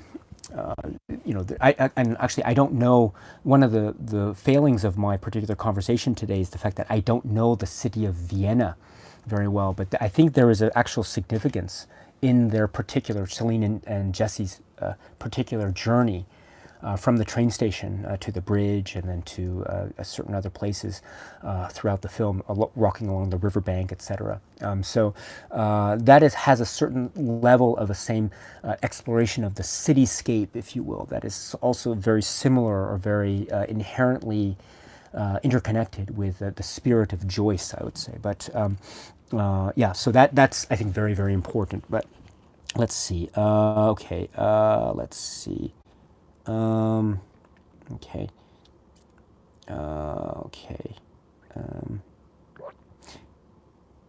Anthony Rosenthal, hello. And you say, I love the scene where they pretend to call their friends. Yes, I've referenced that already. I think that's one of the key moments. There's something very charmingly, almost naive about that particular scene, because it feels almost put on. And I don't want to sound too critical, so let me explain. Which is that, up to now they've had this conversation, and as a film, there's always this risk.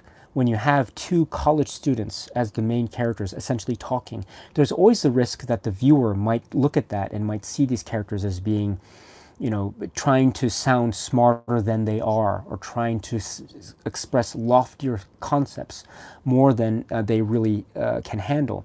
And perhaps part of that is at play with, in particular, what Jesse's trying to say. And he himself, as a character, admits this. He kind of admits this in this very same telephone call scene. He says, he was trying to sound all pseudo-intellectual, but he really wasn't being very successful at it. And the point is that there is a risk, I think, that a film like this could be seen to be somewhat of that same vein. But I don't think the film does that. I think, on the contrary, it is still within the bounds of a sort of reasonableness and accessibility that is very, very charming. This point is play acting. It's theater. And so, on the one hand, it does feel, or it has the potential of feeling, a little bit forced. But anyone who might say that as a criticism, I don't share that, by the way. I think it is actually very, very significant. And Anthony, I think I'm in agreement with you 100%, 1000%, because it is so fundamental. It goes to, it's almost play acting theater, but it is play acting theater with the subject of the telephone call that is at play here. And it is the telephone call pretending to talk to someone else that is the key. And I think this is such a key moment, because they are pretending to talk to someone else, but in that strange paradoxical way, Celine and Jesse are being more honest with each other, pretending to talk to other people, rather than actually talking to each other directly. They are talking to each other directly, and they acknowledge that, and they know that, of course, they're sitting right across from each other, but they are play acting in a way that they are talking to someone else. And I think that is such a beautifully poignant way to put it, that's another thing about this film, is communication. This film is, of course, a film about communication, and it has been described as being a talky film, a film that is basically a film of two characters talking with each other. Okay, I get that. That's a fair assessment of this film, a fair description. But it is not just that. It is not just character A talking to character B listening and then responding, and then character A listening and then responding to that. It is that, but it is not just that. It is also about the concept of communication, and how sometimes communication can be easy, sometimes it can be difficult. Sometimes it can be so difficult to communicate. And what does that mean, to have a difficulty of communication? It's this idea of, when we are talking with someone else, sometimes there are just things that we talk about that are easy to talk about. But then there are things in life, think about your own experiences. Haven't there been things in your life when you've been talking to someone and you want to share something with that person, but you can't, because for whatever reason? Maybe there's a certain level of shyness. Maybe there's a certain level of embarrassment. I don't know. I've felt that way about many things, about many people that I've tried to talk to throughout my life. But there is a certain ease when you're talking to someone else. You can say things a little bit more freely. That's an interesting concept. And to turn it on its head in this particular scene, where they are saying things that are very honest with each other, but in this sort of play acting way, I think is very interesting. And what makes it even more complicated and thus more fascinating is query whether indeed whether they are saying exactly what it is they're really feeling, or perhaps they are themselves maybe play acting. I'm not saying that they're lying, but maybe there might be the possibility that they might be just feeling the moment, such that they are saying things that maybe are more heightened than what they actually feel. I don't think that's the case. I really think that when they're talking, they're really saying things that are truthful. I really do believe that. And I believe this in particular with Celine, because Celine, she has this way of saying things that are really kind of from the heart, or something. She says that he likes his pink lips and things, and he has a sort of awkward way about him and that sort of thing. And I think that is that's an indication of her trying to be honest in this indirect way. And so this is a real great metaphor for communication. Sometimes it's easy to communicate directly, but sometimes it is just so difficult. And that is an example of how life treats us, really. And they're playing with this. And this is so important too, because this reminds us, of course, of the conversation had elsewhere in the film, where Celine says, and I referenced this earlier, Celine says, I don't believe in God. Or she right, abandon this whole concept, the Catholic upbringing that she had, and she doesn't believe in God. But there are moments there in the church, and she says, she's very respectful of this place that has.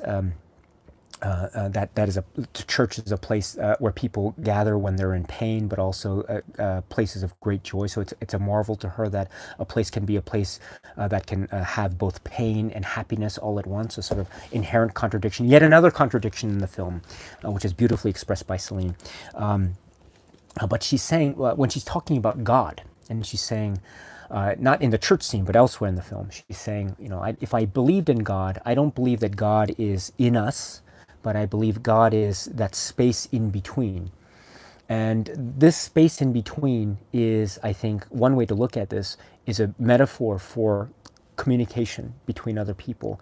And that is such a profound way of putting it, because what that means is that our existences are not wholly our own, but rather they are in many ways highly reliant on a kind of communication with the other, or a existence that sort of is a coexistence with the other, or trying to share something of ourselves with the other, or trying to learn something about ourselves with the other. And Celine says this too, maybe we fail at this. Maybe there are moments where we try but we fail, but it is the attempt that counts. And I think this is so great, because this is, I think, almost an implicit way of saying, it's almost like a concept on faith, If God is the space in between, and the space in between is sort of an expression of communication, and if communication is another way of trying to give an attempt to understand another human being, then if she says the whole point is to try to attempt to understand, then that's almost like a commentary, her own commentary on her own faith, and how she tries to have faith. Maybe it fails, but for her, at least at that moment in the film, it's the attempt that matters. And of course, this idea of God and communication and the space in between is also so perfectly represented in the scene with I guess he's on by the riverbank, the young man who is a poet, and he says, don't give me money, give me a word, and I will make a poem, and if you like the poem, you can give me how much money you want. They give him the phrase, not rooster, but what is it? A milkshake, right? And so he makes the poem about milkshake, sweet cakes and milkshakes, and what was it? So the point is that this is very important. Not just it's important because it's another echo, which I'll try to get to in a second. It's not just important in terms of the fact that this is also another expression of language, how language is important. The poem's contents, of course, are very important too. Wine glasses are referred to, limousines are referred to. We might see limousines later in some other films. Who know? We might see poems worked in a different way later on in the film. Remember when Jesse says later, he probably had the poem already written. He just put in the word milkshake there, and that sort of thing. It just was kind of a fill in the blank sort of thing. We might see a similar kind of possibility with a poem or a song that we might see in another film, but I will leave that for a later discussion. But the significance here in terms of the discussion of God and communication, and the idea of understanding the other, and how that is, in a sense, a kind of religious leap of faith almost, is that he wants not money, but he wants a word. And I think this is also very key, because only in the scene prior, when the two of them were in the church, was Jesse talking about the story about his friend who was the atheist, and they were driving and they saw a homeless man, and so he says, the friend pulled out some money and says, "Do you believe in God?" And the homeless man says, "Yes, I do." And the guy says, "Wrong answer," and he withdraws the money, and they go away. So that's a kind of cruel anecdote that he shares in the church. And so it's kind of a silly, cruel anecdote, which actually has another echo later on in the film, when Celine says in the park, I have something stupid to say, and says, I want to sleep with you, but I don't know if I really should because of that. So it's an interesting thing. They're in similar moments of seriousness, but then they bring up these sort of crude or non-serious little asides. But going back to the idea of the poet and the Word. The It's interesting because Jesse just only moments before recalled the story of the atheist and the homeless man, and here we have what could be a homeless man on the street. I think he could be. He's a poet on the street, but he seems to be in a way that maybe suggests that he is homeless on the street. So it's already another echo that we see. But instead of an expression of atheism, a sort of cynical story about atheism and the cruelty of that, and the idea of money being exchanged. What's exchanged here is not money, but a word. And I think there's a connection there. And so there's already an opposite or contradiction. Before we were talking about an atheist, a story that was focusing on atheism and money and a sort of almost capitalist focus on that, which is also an interesting thing. But here we see the embodiment of that same story, but reworked. It's not about atheism, but it's about giving a word. And, for those who are Christians, you will know, I think it's the Gospel of John, right? In the beginning there was the Word, and the Word was with God, and the Word was God. And the idea of Jesus Christ, what's the phrase? Logos, right? So the Word, and the Word, God, communication. What Celine says here about God is the space in between. If the space in between is communication, this is also perfectly embodied by the poet along the riverbank. What does he want? He wants a word. And this is the complete opposite of the story of the atheist. This is something where there is a connection made. Again, the space in between. So this is yet another example of how should I put it? There is an interconnectivity. Here it's the context of religion and the focus on God, but that's another example of how I think the structure is so rigid on the one hand. This film structure is so rigid on the one hand, but at the same time, it is giving room for a kind of an expression of the now and the moment. And I think also this concept of the space in between and God, I think also there's a sort of temporal impermanence to that, because something is said and it is lost forever. It might be written down, but it's almost lost forever. There's a sort of impermanence to that particular moment. So I think there can also be a connection between this space in between concept and the concept of temporal time, as we see in this film, the two characters operating outside of time, as it were. Which is also very important, because if we think about the concept of religion and the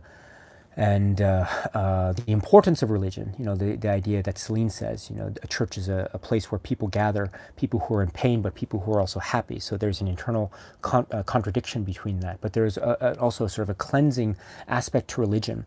But there's also this idea of the afterlife in religion. And the afterlife, in a sense, is doing a lot of things. The afterlife, another way to think of the afterlife, is a prolonging of time, which is in a certain point of view a kind of reworking of time that is different from ordinary time. Ordinary time in sort of, let's say, the corporeal sense of the phrase. Let me put it that way. And this is also very important too, because as Celine says, I think she says she doesn't believe in God, or if she believed in God, then she would believe that God would be the space in between. And what is this idea, the importance of religion, except that it also provides us not only with a sense of solace in the life in the present, but also, at least in some religions anyway, perhaps many, this idea of the concept of the afterlife, right? And what is the afterlife but in many ways a sort of way to deal with death? It's sort of the antithesis of death. And so religion in many ways can be said to be the antithesis of death. And what have we said about this film? This film is sort of operating as a kind of antithesis of death.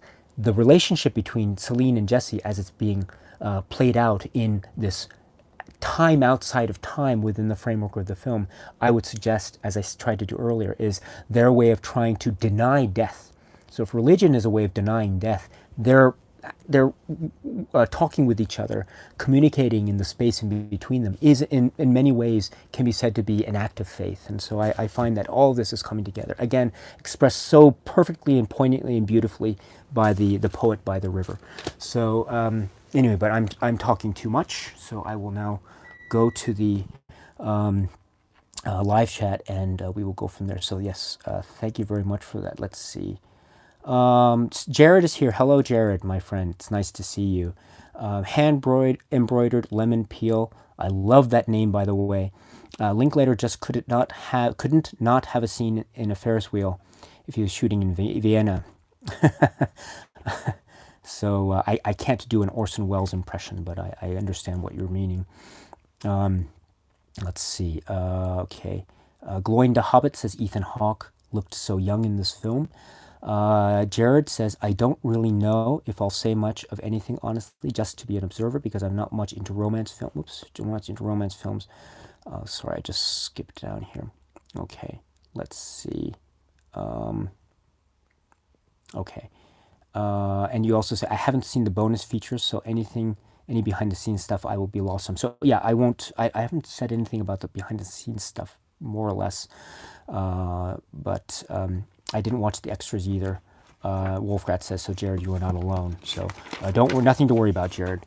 Nothing to worry about at all, my friend. Let's see. Okay.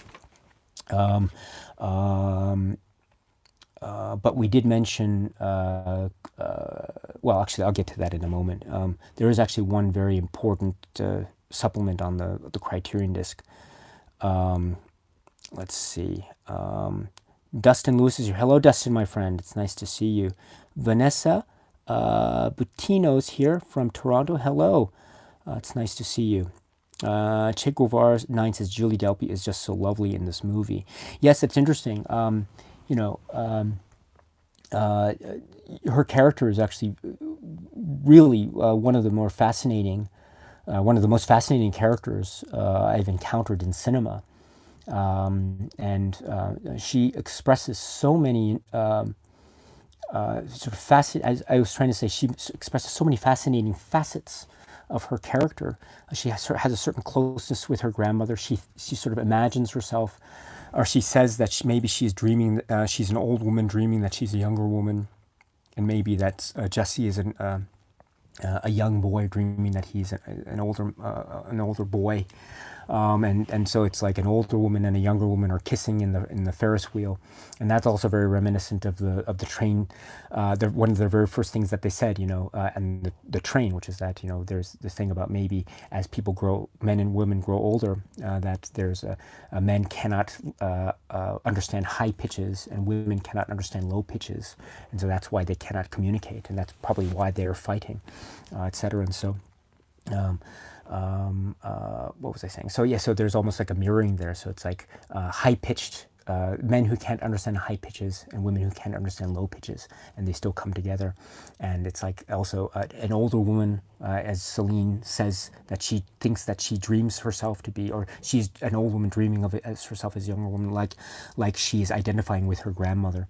And Jesse saying that he's like a 13-year-old boy. So it's like, there's high and low, old and young, and that sort of thing. So again, the parallels are absolutely brilliant. But as far as Julie Delpy's character, Celine, is concerned, I think she also expresses some real inherent great complexity.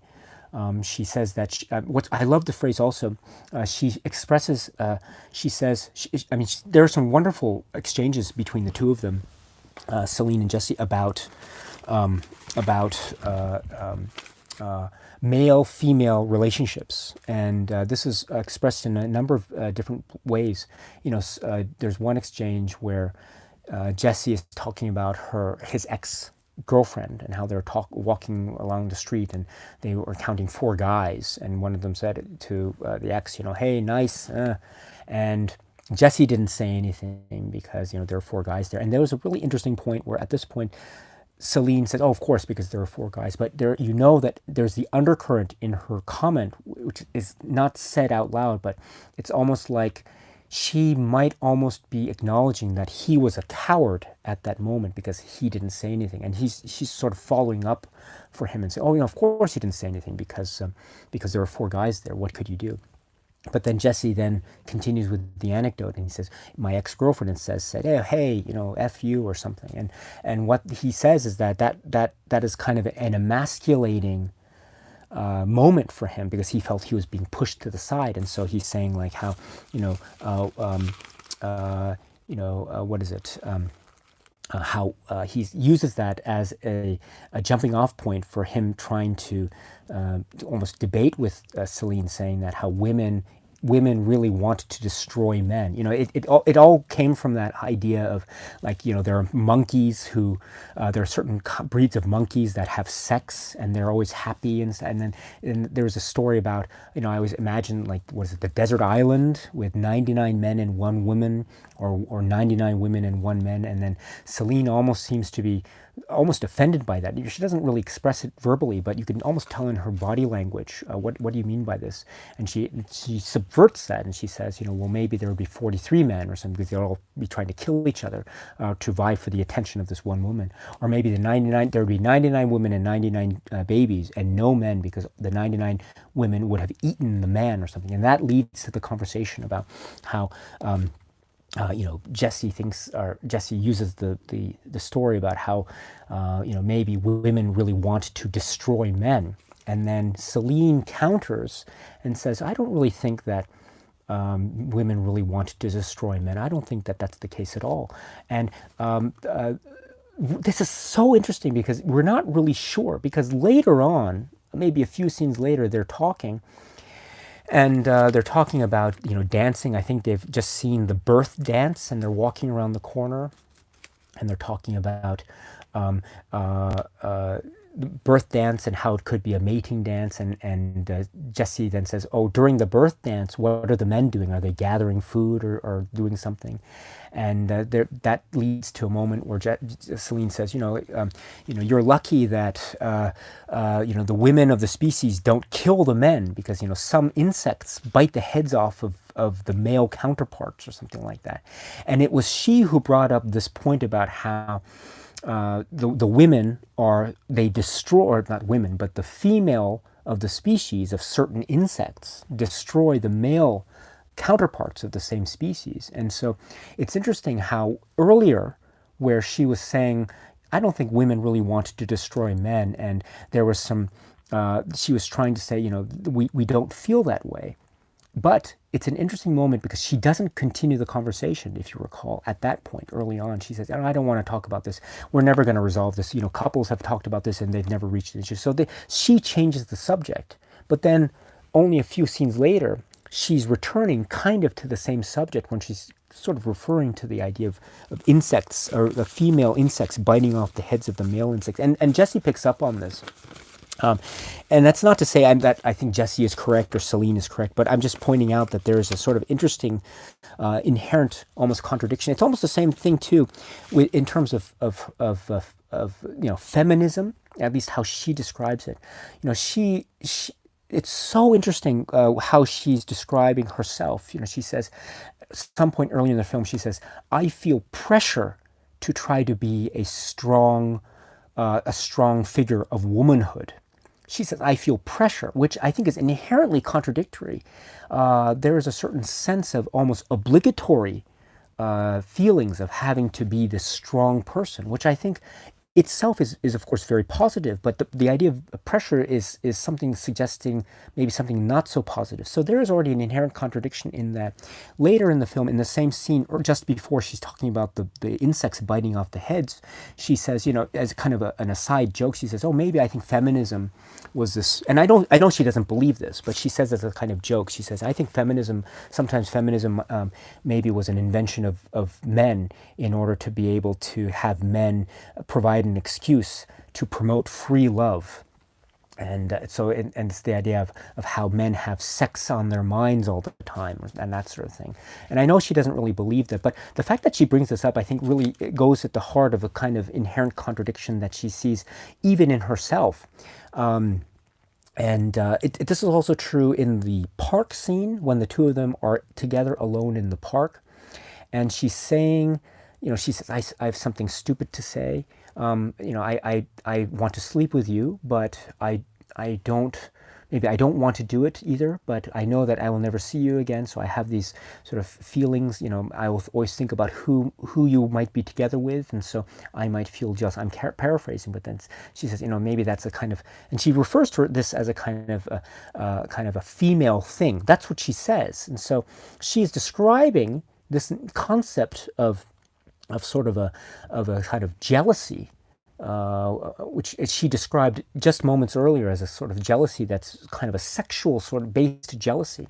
And then moments later in the same film, she's saying, I don't want to be an embodiment of your male fantasy of, meeting a French girl on the train and then basically sleeping with her, and that being a kind of male fantasy and that sort of thing. And I think there's something very much inherently there's something very inherently nuanced about that. She is expressing a kind of femininity that is both sensitive and very almost expressing an almost unsureness or jealousy. And also she is expressing a femininity that is joking, of course, but also has a real sense of aggressiveness. And so this idea of being almost wanting to be with Jessie, but at the same time almost being aggressively against the notion of just being another, how she might describe it, as a kind of male conquest, as it were. I think there is something really quite fascinating how that is all played within the same or almost same moment. And the like. And so I see her as being a really, just a really, such a deep character. And another thing that's so fascinating about her is that she, unlike Jessie, is someone who's very, I would say she's very free about talking about herself and who she is. She's, when they're on the tram and he says, please describe your first sexual feelings that you ever felt. And he says it, I should say this, he says it in a kind of sort of Sigmund Freud type of way. And I should mention also that we are in Vienna. And so the connections between Freud and psychoanalysis cannot be overlooked. And so this can be seen almost as a story or journey of two characters, almost in a way psychoanalyzing each other in Vienna. So there's almost a perfect sort of symmetry there. And that's played, I think, perfectly by the fact that he is, in this moment anyway, mimicking or kind of doing a voice that he thinks is almost like Sigmund Freud or something like that. But he's saying, what was your first sexual experience, or not experience, but what your first sexual feelings? That's a very different thing. And she says, she gives a story about summer camp and what was it, Jean-Marc Fleury, the swimmer, and how he shaved his legs or something, and he had a crush, or her friend had a crush on him, but he says, that's too bad because I have a crush on you, and it's interesting how she was attracted to him, but he said at that moment she was scared of him because she liked him. So there's also an inherent contradiction there as well. She's scared of him because she liked him, and then they were maybe together, but they tried to write afterwards, but it kind of fizzled out. So she is very willing to say things, whereas Jessie, even in that same moment when she asks about love, he is very closed off and he's not willing to talk about love. This is the second of three moments when he's unwilling to talk about love, kind of. He's asked earlier in the train about, why are you making this trip? And he says, oh, I was in Madrid, and then he doesn't focus in on Madrid, if you notice. And there's actually a very key moment where Celine actually interrupts and she says, oh, you were in Madrid. So he kind of uses that interruption and uses that as a way to get off the topic instead of talking about what we understand later to be his ex-girlfriend now breaking up with him. He uses Celine's interjection to sort of go off on this idea. Oh, I wanted to travel on trains and look out the window. And as looking out the window, I come up with these ideas about cable television shows and all that stuff. But he uses the opportunities to try to change the subject about love. And this is also true in the tram sequence as well. She asks him, have you ever been in love? And he always says, love, there's also this concept of love is, people think love is this unselfish thing, but it really is very selfish and that sort of thing. And he repeats that later in the pinball scene. But then that scene leads to, and she pushes him there, and he reveals the story about how his girlfriend broke up with him. A girlfriend who was here in Europe, taking what he describes to be a year-long asinine art history course, which is very interesting. But the point is that Celine and Jessie, I think, show a kind of opposites. She seems, on the one hand, to be very much willing, at least for some topics anyway, to talk about herself, whereas Jessie seems to be the opposite. There are moments where he is refusing to talk about himself, and in particular this idea of love. It's only after a few tries that he then shares this what happened to him. But at the same time, when we think about how maybe Celine is very revealing about her character, at the same time, there are moments where we actually realize we don't really know a lot about Celine. I say this because there's a moment in the film in the park when the two of them are together alone, and she says something which is almost out of the blue. She says, I don't think, I'm paraphrasing, but she says, I don't think you'll know just how important this moment is for me. I'm very happy right now. And this is very, very much out of the blue. We know that she was with her grandmother. We know that about 6 months prior, she had a boyfriend who broke up with her because, according to her, he was ugly, he was bad in bed, he was all this stuff. But he broke up with her because he said to her, you are getting in the way of my artistic expression or something. You're in love with me too much or something. And then that got her obsessed with him. And then she went into psychoanalysis, and her psychoanalyst actually was very scared because of the short story and how the short story was about how the woman was trying to plan to kill the boyfriend or something like that. And so that led into this whole thing about the psychoanalyst. But that's all we know. And we know about the grandmother, and we know that the grandmother told Celine recently about how the grandmother was in love with someone else, but she really almost suppressed her feelings for her entire life, and how that was really sad and almost a feeling of melancholy on her part. But we don't know if this is the reason why she makes this proclamation in the park. You don't know how important this is to me. We're not actually sure why this is important to her. Maybe it's because of her grandmother. Maybe it's because of the boyfriend that she broke up, or that broke up with her. Or maybe there's something completely different. I'm not sure. And we kind of know that, we can kind of surmise that Jesse and his angst or his issues are perhaps directly to do with his now ex-girlfriend. But so there is a little bit of, we know more about Jesse, I would say, than we know about Celine, even though in a sort of paradoxical way, we know more about Celine than we know about Jesse, if that makes sense. So there's a certain opposites there.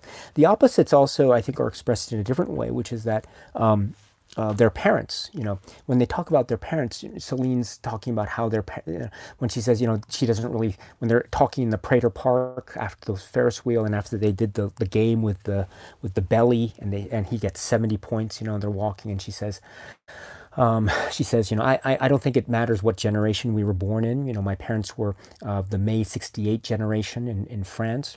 And so they were always, she says, they were always revolting against everything.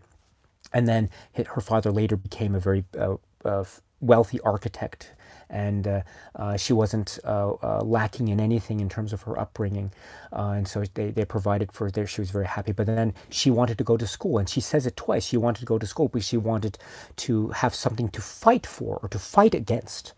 And so there was a certain element of her talking about her parents. She talks about her parents earlier, of course. She talks about them in the train sequence where she says, maybe there's a sort of passive aggressive BS, when parents always are supporting you, that you can never really say anything negative against them. And so she's also talking about her father. Her father would always rephrase her dreams in a sort of financially realistic way. So if she said she wanted to rescue cats, stray cats, she said, oh, you should be a veterinarian. If she said she wanted to be a writer, her father would say, oh, you should be a journalist, or that sort of thing. And so there's almost sort of passive aggressive positiveness that Celine has in the glow of her conversation when she's talking about her parents, which is actually quite opposite, of course, from Jesse, and when he is talking about his parents and how they divorced and they didn't get along. And there's a moment which I think is very crucial, where Jesse says, when he was younger, he was listening into one of their arguments, and I think it was the father who sort of blurted out, I didn't even want Jesse. And so that, I think, is very significant, because that is almost that I think we can interpret that to mean that Jesse might see himself, therefore, to be a kind of inherent negation. He wasn't meant to exist, almost. And I think he jokes about it, but this is played through very, very, very prominently in the film. He says when he broke up with his girlfriend broke up with him, he didn't want to go home. He wanted to be here in a place where no one knew him. He wanted to be like a ghost. He also feels that the time he has with Celine, it's going to die. It's not meant to be. we were supposed to be in other places, but here we are. So it's not meant. This isn't real. So it's almost like this is not real. And so that, I think, is an echo of the fact that he, of course, jokes in a way that he says, maybe I wasn't really meant to be here. But there's some, I think, some harsh truth in his words, at least as far as he looks at himself, which is also reflective in the park scene when he says, I want to be away from myself. And so that seems to be very much like like if Celine can be seen as a sort of like passive aggressive positive energy, Jesse, I think, can be seen as a sort of very aggressive negative energy. But they seem to be coming together in a way because they both seem to be giving something to each other. I mean, they describe and the overpass. They say, this is like Alice in Wonderland, and maybe we are living in each other's dreams, right? So it's like there's an exchange going on, which is also very keyed into this notion of the space in between and God and the Word, which is what I was referring to earlier. But if we're talking about the two characters, there is a positiveness and a negativeness. There is an opposite, but it's not always the same kind of opposites. There are sometimes shifts in how they are opposite to each other. Sometimes one is more wordy than the other, and yet at the same time, those positions can shift later on in the film. What's another example of that? Celine seems to be very much into. I would say she is almost like. In the Dennis Lim in the essay here says that Jesse seems to be the dreamer. What does he say? I want to be quite clear here. Let's see. Oh yes, on page 14 at the bottom of the essay, the paragraph begins even to its protagonists before sunrise seems to unfold in a parallel universe. Oops, that's not it. Sorry about this. Where does he say it? He says something. Oh gosh, he says something. Gosh, I was gonna find it. Where is it? Oh gosh, I was trying to find the sentence where Dennis Lim describes Jesse as being the dreamer and Celine being the realist. And where was it? Excuse me here, just give me 1 second while I'm trying to find it.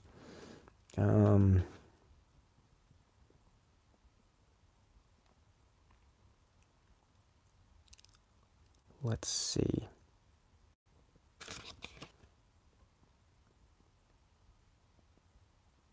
Oh, yes.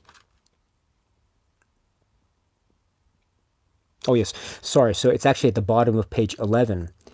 And the paragraph is, both of these highly self-aware individuals know well their assigned cultural and gender roles in this pas de deux, the sensitive, slightly callow American man and the worldly, somewhat neurotic French woman. And their getting to know you repartee involves prodding each other for succumbing to type. Celine seems to be more grounded of the two, keen to express a social and political conscience that can tip into self-righteousness. Jesse is happy to play the dreamer, musing out loud about reincarnation and the transmigration of souls. With his penchant for metaphysical free association, Jesse often seems to be his director's mouthpiece, etc., etc. Actually, I think it's a great essay, and it's a really wonderful essay. I would actually say, though, that I think it's a little bit more complicated than that, because Jesse is not always the dreamer. The example that is cited there about the reincarnation, the story about reincarnation and souls and original souls, the present souls being derived from original souls, and if the original souls come from a population that was less than the population now, then how do you explain the fracture, the sort of fracturization, is that a word? The fracturing of the original souls into the more multitude of souls that we have in the present day. So that's what Jesse was trying to say in the tram when they're talking in that one long continuous take. And he says, "Oh, I had this idea about, do you believe in reincarnation?" And Celine kind of says, "Oh, not really." She almost expresses disagreement there, and he therefore he expresses this idea of the original souls, and then they splinter off into more multitude of souls. So then where did they all come from? Are they all from the same place, or is it just or is there some other explanation? So this is the idea of reincarnation, or perhaps even metempsychosis, which is, I think, another reference to Ulysses, perhaps. But the point is that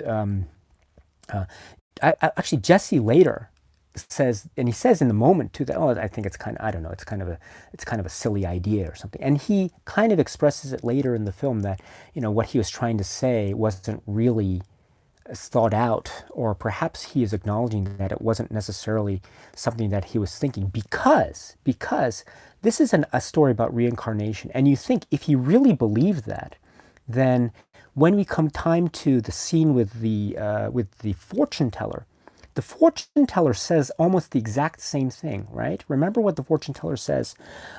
You are stars. You are all stardust. And you are all from the stars. And that is, I think, very much inherently linked to the idea of transmigration and reincarnation that Jesse himself was expressing not a few moments earlier in the film. But we recall that instead of showing agreement with the fortune teller, he showed, I think, adamant disagreement. Sure, albeit perhaps for separate reasons. Maybe there was a kind of jealousy there. Maybe he was feeling like this is a fraud almost. But if he really believed in reincarnation, then you'd think that at the very least he would have latched on to the notion of you are stars, you are stardust, which I think is inherently an expression about transmigration of the soul. And so, but he doesn't. And so that would suggest to me that what he says on the tram might not necessarily be what he really thinks.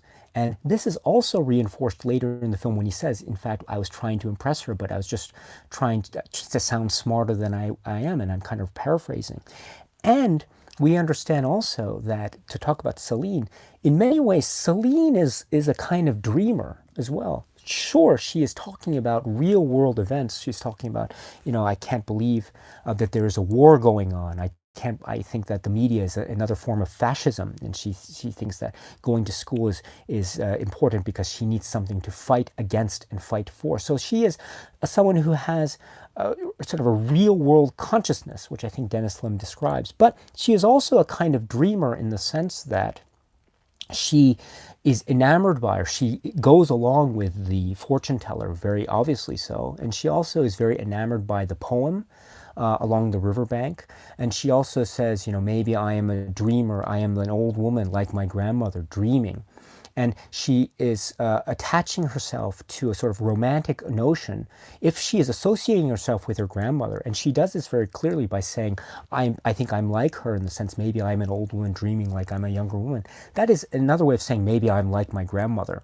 And remember how she describes her grandmother earlier in the film, in the Prater Park scene, which is that she's saying, I just heard from my grandmother that she loved someone else, but that she suppressed her feelings. That is a very romantic moment, which Jesse himself puts down by saying it's sort of romantic projections. And so, that leads into a kind of disagreement, but then it's shrugged off by Jesse's changing the subject and just doing a thing, trying to be playful and jumping on a merry-go-round or something. And so that's another way of him deflecting and using jokes to try to change the subject, which Celine also does later in the scene that I was talking about too, in terms of about how women are trying to destroy men, or women aren't trying to destroy men. No, I don't want to talk about this. We'll never get anywhere. Let's talk about something else. So she also deflects the conversations too when there's a little bit of discomfort. But Jessie does this as well. But my point is that she is also, in a sense, a kind of dreamer too, or romantic.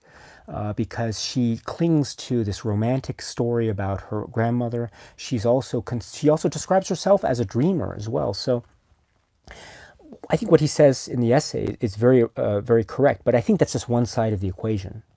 He is a dreamer and a realist, and she is a realist and a dreamer. And this is also going towards the idea of how these two are themselves inherent contradictions.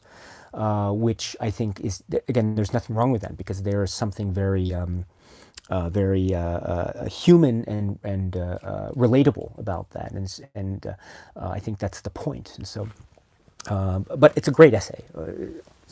Anyway, so that's my. I agree with you in terms of Julie Delpy, and another thing too.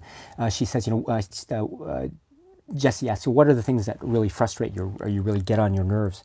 She says, I hate it when people, when men ask me to smile for them as a way of trying to make up for their boring lives or something like that. So she on the one hand is very much, that seems to be suggestive of the fact that she doesn't want to be like objectified in terms of a kind of an object or something to be looked at in terms of her outer looks. So she seems to be maybe against that. But at the same time, she is also very, at least on the outside anyway, she seems to be very flattered when Jesse compliments her on her looks, and Jesse says, she was like a Botticelli angel, which is, I think, the most, that is the high, kind of a high form of compliment about one's looks. And so, so this is to say that I think she has a beautifully presented complex nature about her character, which I think is let me just say, it'll probably be played out in other Linklater films, very much so, and I'll leave it at that. And the same true with Jesse as well. Jesse, as I say, he has a certain negative side to his qualities, but he is also one who understands that he really wants to be someone other than himself. And perhaps, and he even says, and perhaps we will see in later films, I don't know, maybe there might be examples of how he is trying to be someone other than himself. Or maybe he is speaking about certain types of situations where he is being other than himself. So let's keep an eye out on this potential exploration of themes further along down the road. But in the meantime, as far as this film is concerned, we already have two very complex, beautifully complex characters. Anyway. Okay, so just keep on going here. So I'm still way behind. Okay, so let's see. Oh yes, Raymond Rodriguez says something great here. It's so real when an argument between a couple and Celine gets up, how that can change two people's lives. It's about making decisions based on their feelings. Yes, I agree. And if I could sort of borrow that as well, I forgot to mention that in one way, another way to understand this or to look at this or to regard this film and in fact their relationship and perhaps by extension any other films that we might see later on. One thing that I think is very important is that how did this start anyway? This started with an argument between two, maybe, I don't know if they're, maybe they're in their 30s or 40s, and maybe they are a married couple. And so if we take these assumptions at face value, excuse me, so if we take these assumptions at face value, then we see that there is a bickering married couple. And it's the bickering married couple that, in essence, compels Celine to move her seat and go to the empty seat or the empty set of seats that is, across the aisle from Jesse. So, in a way, one can say that it is the conflict between this married couple that was the catalyst, or that was the reason for the relationship between Celine and Jesse to have occurred the way it did.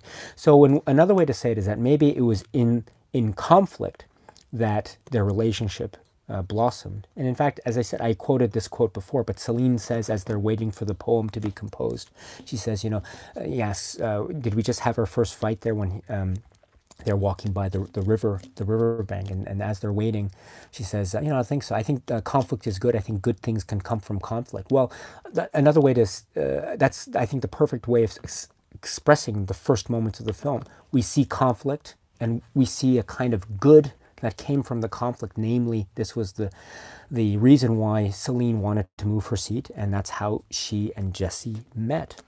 So that's interesting. Also, of course, we should keep an eye out for maybe this idea of married couples and how they might have, maybe there might be more arguing married couples maybe in other works, I'm not sure. But let's just keep an eye out and let's remember this because this might be significant. But I'll just leave it at that.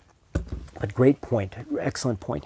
Let's see. Next is Viltsuli says, "Howdy Daisuke." I haven't seen the film. Okay. Well, if you see the film, you can always come back to this as an uploaded video. So I'd love to hear your thoughts on it when you have the chance. Thank you very much. Let's see. Lucas Prataflor says you can also find Jesse's pessimism in both the fair scene and when he convinces her to get off with him. Interesting. This is interesting. You know, I can... his pessimism in the fair scene, you're talking about the Prater, the park, right? Okay, I can kind of see that, because that's, as I said, where they talked about the grandmother, and he says, you know, that's romantic projections. And that is a kind of a sort of almost passive-aggressive pessimism, perhaps. But when he gets off the train, I don't know, I think there's almost actually not pessimism. I would actually say it's the opposite. It's what I was trying to refer to the other maybe an hour or so ago, which is the idea of the affirmation of the moment, or the affirmation of the affirmation of the moment is the affirmation of existence, and that is the Nietzschean affirmation, and it's expressed in this film in I think a number of ways. It's expressed in this film cinematically through the use of the long take and the importance of the now and the moment. And the long take is the expression of that. A long take is not just a technical flourish, but it's also a way to stretch out or elongate time. And so this is an affirmation of the moment. And I just thought of this, and this is actually quite perfect too, because if we remember later on, before they enter the bar with 50 shillings per person, at the door, they're walking, and you know, Jesse says, you know, I don't understand technology, right? Technology, people say that they want to use technology to save time, but it really causes more time, more things to do, and that's where Celine says, you know, yeah, time is an abstract thing, and that's interesting too, because here we have cinematic technology, right? Cinematic technology, which is employed to use the long take, but it's sort of the opposite of what Jesse's saying. Rather than employing technology, but it creating to save time, but rather it creating more issues about time wasting instead of time management. The employment of technology behind the camera is, in a sense, almost antithetical to Jesse's hypothesis, because in a way, technology of the camera, the cinematography, is being used to, in a sense, not just elongate time, but also celebrate the moment. This is the long take is a celebration of the moment, and so I think this film is, in that sense, an expression of a very jubilant celebration of the moment, which I think is a very optimistic thing. And this is also expressed, I think, by Jesse's acts and how he is the initiator, and this fact of him initiating moments of closeness between himself and Celine. One of those examples being him asking her to leave the train, I think is also an affirmation of the moment, which is a jubilant, optimistic expression. It's again an affirmation of the moment, an optimistic affirmation of the moment, which is the affirmation of existence. And so I find it to be a very optimistic move instead of a pessimistic move. But at the same time, my friend, I do understand, and I agree with you about the pessimism of Jesse may be expressed in other parts of the film. Please also remember, of course, that Jesse is himself acknowledging, he self-acknowledges in the park at the latter half of the film, he's acknowledging that, what is it? What was I saying? He's acknowledging that he doesn't want to be with himself. He wants to be someone else. And when I'm with you, Celine, I feel like I'm someone else. I don't know anyone. I'm someone else. And that sort of thing. So he's almost, it's almost aspirational what he's doing with Celine, and that sort of thing. And so it's almost like he wants to be someone other than he is. And if his base self is a sort of pessimistic self, then I think by definition, an aspirational act on his part is, I think by its very nature, an aspirational act towards the optimistic instead of the pessimistic. And so I think that's very good. Also, he says something very interesting, I think in the riverbank scene, which he says, I wish I had a different viewpoint. I said, if I just had a baseline expectation of being disappointed, then whenever something came up that was good, I would feel happy about it. So that is suggestive of the fact that he is inherently optimistic rather than being inherently pessimistic. It's just that he has, as he says, this natural BS meter and stuff. But at the same time, he does express certain internal contradictions, which are expressed outwardly, And this contradiction in the context of his character, I would suggest, is if he's a baseline pessimist, then he does have outward expressions that can be said to be expressions of a kind of blossoming optimism, him wanting to be someone other than he is, an aspirational part that being with Celine seems to bring out, perhaps. I should say one other thing too about him not being in a place where he doesn't know anyone and people don't know him. There's a lovely moment by the riverbank when when Celine and Jesse are talking, and she's, and again I'm paraphrasing, but she said, there's no one here that can tell me all the rumors about you. And just let's remember that phrase. We might hear that phrase again, maybe twisted a little bit slightly, but we might hear the phrase again, perhaps in a song, maybe in another film, perhaps. It might go something like, I hear rumors about you and about all the bad things you've done, or something like that. But I'll leave that for another discussion, another time. Oh, gosh, what was I saying? So anyway, yes,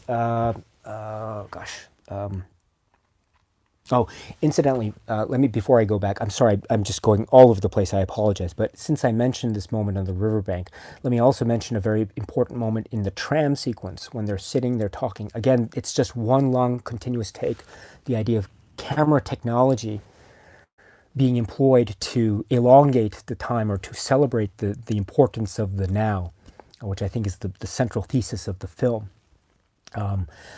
Living in the moment, as I said, that's how the film ends over the closing credits. Living life, living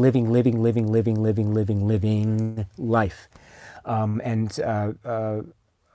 but that's also a very key moment too, because there's also in that moment of living life this idea of everything not necessarily going the way you want, and the unexpected things just suddenly happen seemingly at random. So notice a couple things that happen in the scene, or one moment in particular. Just note how they are sitting like this, side by side.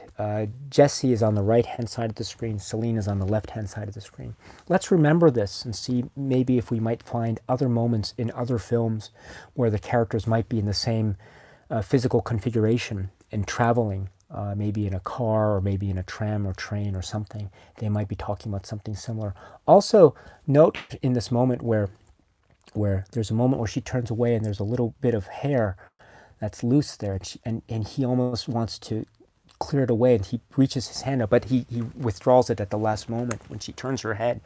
And so this is an interesting moment. We might see something similar in a similar kind of driving scene in another film, but let me just leave it. Let's remember this moment where he tried to reach out and he withdrew at the last moment. But anyway, I just wanted to mention that because I don't want to forget in case it does come up. It might come up again, I'm not sure. But anyway, Che Guevara, let's see here. Lucas, thank you very much. And let's see.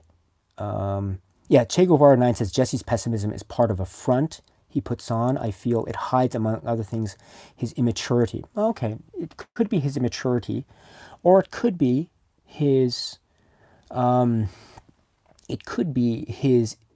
his maybe pain, and the pain that's derived perhaps from two places, maybe more, but two places that I'm familiar with, at least from viewing the film, namely his recent breakup with his girlfriend in Madrid, and then maybe something to do with his parents and his relationship with his parents. So let's see. Kinson Lowe is here. Hello. Oh, great. And Jesse responds, who's to say what's really living? Yes. David Griffin, excuse me. David Griffin says, I'm sorry. Let me just, excuse me here. Sorry about that. Sorry. So David Griffin says, hey, Daisuke, I've only seen the film once and I'm enjoying your discussion. Thank you very much. Raymond says, yes, that's it, Daisuke. Contradictions are one way of learning about one's feelings and the pre-acclamation of life. Okay. Lucas says, exactly. I recently reflected on relationships and how they basically incite people to interchange personalities. And you have that in quotes. I like that, Lucas. I like this change is actually just a discovery of their true selves. Yes. There's. I was trying to refer to it earlier. There could be moments in the film that could be interpreted as being maybe that the characters are becoming a little bit of the other, or maybe they're being influenced by the other. I was trying to suggest this when Jesse brings up the almost out of the blue the story about the home birth and the baby, and the concept of death, which is very much linked with Celine's preoccupation with death, and then also Celine, also before she seems to be so enamored with the romantic conception of her, the not conception, but the romantic idealized notion of her grandmother loving someone else, and that being a kind of romantic, what is, I just lost the word. Oh gosh, excuse me. Let me pause. I just want to get the right word. Let's see.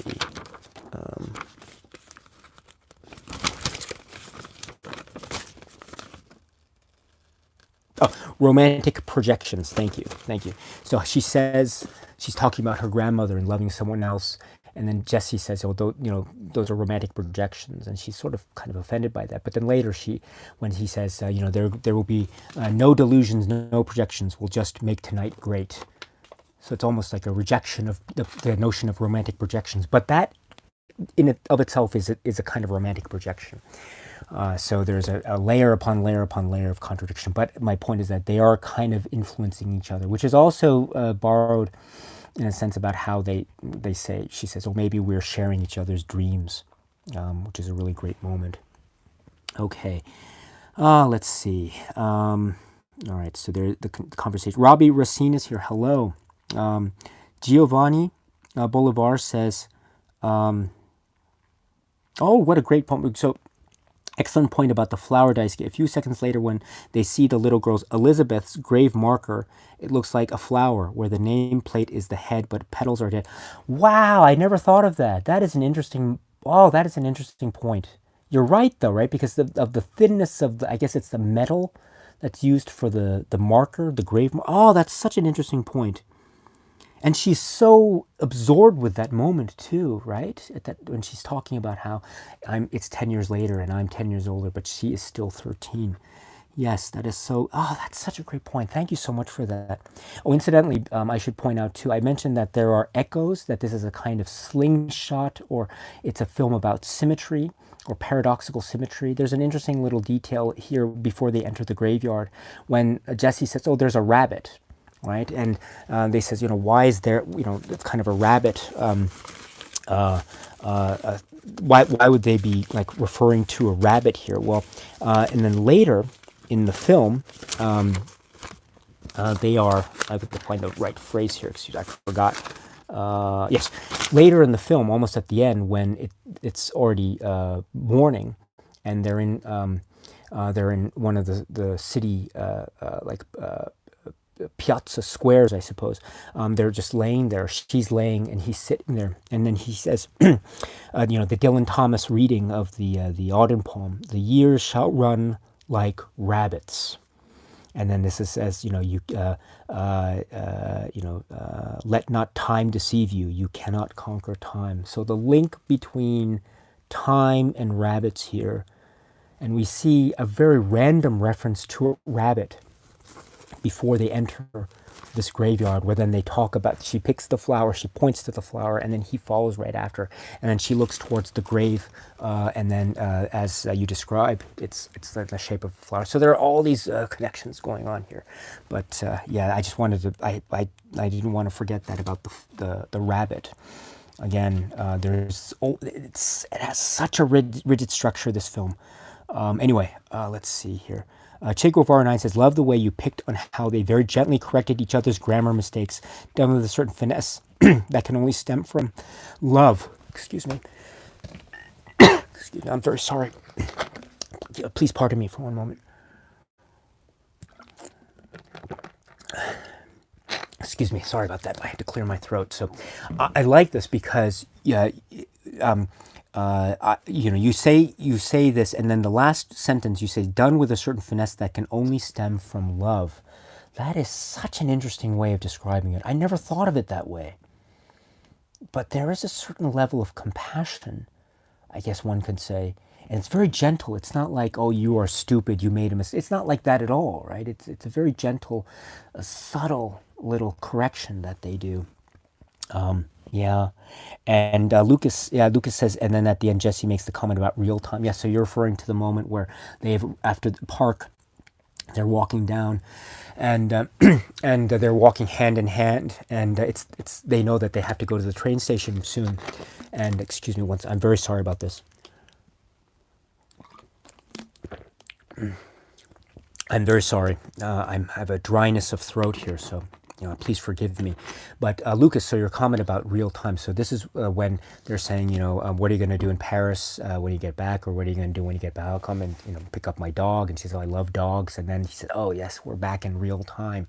And yes, but this is also very important because remember what happens right after they hear the music, the harpsichord music playing from one of the windows, and they see down below some random gentleman practicing on the harpsichord. We think this is, I think, the harpsichord Goldberg variations. So, and what's wonderful about the music here is this is the way it's performed. It's the space in between notes. I'm not a musicologist, but the space in between notes in that particular performance that we hear, it's stretched out a little bit. It's stretched out here, it's stretched out there, and it goes, and then it goes back down again, and it does that. So it's a very almost it's a very stretched out rhythm on many of the notes, or the space in between notes. And I love that juxtaposition.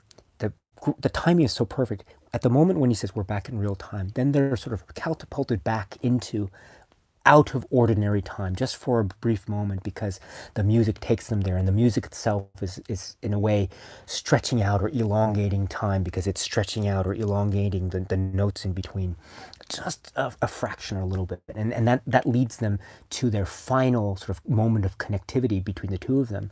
There's a sort of, can we dance to the harpsichord or something like that, which is another great moment, because dancing, the concept of dancing, is also a sort of undercurrent to the film. The idea of the birth dance, and the idea of Celine really liking, dancing as sort of a celebration of life. And Jesse says, in the park, there are things that we can do in life to forget ourselves, like drinking, alcohol, drugs, or dancing, or even sex. And Celine is the one who brings up sex. And then also there's this idea of dancing at the harpsichord. So there's this kind of this reverie almost. If dance is a kind of expression of their time together, which is the celebration of the now, then the idea of dancing, I think, is very important, which is brought up here. It's also brought up in the Predator Park scene when he does the thing with the belly, and the music comes on, that sort of the Benny Hill type of music, and they're sort of doing a little jig or a little dance. But my point is that the music and this reference to dance, and also the idea of I'm going to take a picture of you right now, I'm going to do the same thing, that is still in the moment. So even when he says real time, almost it's like the music almost brings him back, which is, I think, a really lovely moment. But then they have to go back to the station. And incidentally, I didn't mention this too, but when we see them walking out of the station, and then even when they return to the station at the beginning, at the end, and there's some other moments in between, we also see moments of their close-up of their feet walking on the ground. And just as a visual motif, let's keep this in mind too. We might see this visual motif echo in maybe other Linklater films, who knows, but let's just keep that in mind. Yeah, that is such a great point about him saying at the end, we were back in real time, but then they're sort of brought back out of it just for a little bit, and then they go to the train station, of course. Or not, actually, I should say, what is it? Not to the train station, but then they go, and there's that moment about the Auden poem as read by Dylan Thomas. The years are like rabbits, right? And you can't conquer time. And then there's a train station. Oh, right, that's a great moment too, because at the end they make the random reference again back to the two guys on the bridge, right? They said, we never went to the play about the cow, right? And oh yeah, you're right. And I always remember that moment as being such a weird moment. Like, why would they make this reference? And it cuts back to the station. So it seems like such a random way to end their time together. It would probably have been more sort of literally fitting for them not to have mentioned the play and the cow, right? Because they never went to the cow. It seemed like a random story. It was the first encounter that they had after they got off the train station, of course. Uh, and then there's a great exchange. Yeah, do you speak English? Yeah, how about you? Can you speak German for a change? There was a little joke like that. And why are you here? We just got married, and that sort of thing. Oh yeah, I don't believe you. You're liars. Ha ha ha. I'm going to invite you to our play about a cow who thinks he's a dog. And here's another reference to a dog, right? So we get dog references a lot here too, which probably has a more significant meaning than I'm attributing to it. But in any event, we get the reference to the cow play. What was the name of the play? Bring Me the Horns of Mr. Wilmington or something. Someone correct me about the name of the play. But the point is that I wanted to bring up is it's so random, or it seems so random, that the two of them, or Jesse brings it up. Oh, we never went to that play, did we? It was at 9:30. No, it's at 21:30 or 1:20. That means 9:30, which is another little cultural difference reference, I think, which is a sort of meta reference, because that Celine knows that 21:30 means 9. But anyway, I'm sorry, I'm getting way off topic. The point that I wanted to bring up is that why does Jesse bring this moment up, and then the film allows this moment to be included, and then we cut to their final moment at the train station? It seems like such a random place to then cut to a very important moment for them. They're saying goodbye. And I always thought about this. I always thought it was a rather random thing. But I think it works in this way, and see what you think of this, in that it reminds me also of the fact that, remember in the train, and they're talking, and they're really having a good time, they're really getting to know each other, and there's a great chemistry. And then suddenly it's Jesse or Celine says, "Oh gosh, we're already in Vienna. Oh gosh, yeah, that's right. And it's suggesting time really flew, didn't it?" Well, it feels like that kind of moment when he says, "We never went to that play, did we?" "No, we didn't." "Oh yeah, you're right, we didn't." It's one of those moments where you think, "Oh yeah, we talked about that, but that we didn't do it. That feels like ages ago, but now that you think about it, it was only like a few hours ago." That sort of thing. And I think that is another play on time. Again, it's a sort of elongation on time. It's a sort of a very complex thing, because on the one hand, it's a reminder of how time is in a beautiful way for them out of whack. But the fact that they recall the play means that in also a very subtle way, they are back into the play, except it was a play that was meant to be performed at a certain time, 9:30, which is a reflection of real time. So in an interesting way, it's both an expression of their being out of real time, but also it's an expression of them being back in real time. And therefore, it's a perfect place to cut, right? Because it then cuts from that scene where arguably they're still in their own time, then cuts to the scene in the train station, where what is a train station but a place that is dependent on real time? Trains run on real time. And this is the place where they say goodbye, so their time is ended. The real time is over. I'm sorry, their time is over, and the real time, they're back to the world of real time. And so I always found that juxtaposition to be really great. That editing moment, I think, is, and the way that the reference to the cow play is used, I think, is actually very, very significant the more I think about it. But I don't know, maybe you disagree, I'm not sure. If you disagree, that's okay. I completely don't mind at all, in the slightest. I'm sorry, I should say another thing too before I forget, which is that, and I'll go to the live chat here, which is that, this film is dealing a lot with the idea of the way in which we subjectively experience time. And this concept of how it's expressed, I think, there are many philosophers that are trying to have concepts and time. So, for example, Henri Bergson. For those of you who are students or students of French philosophy, will know the notion of duration, and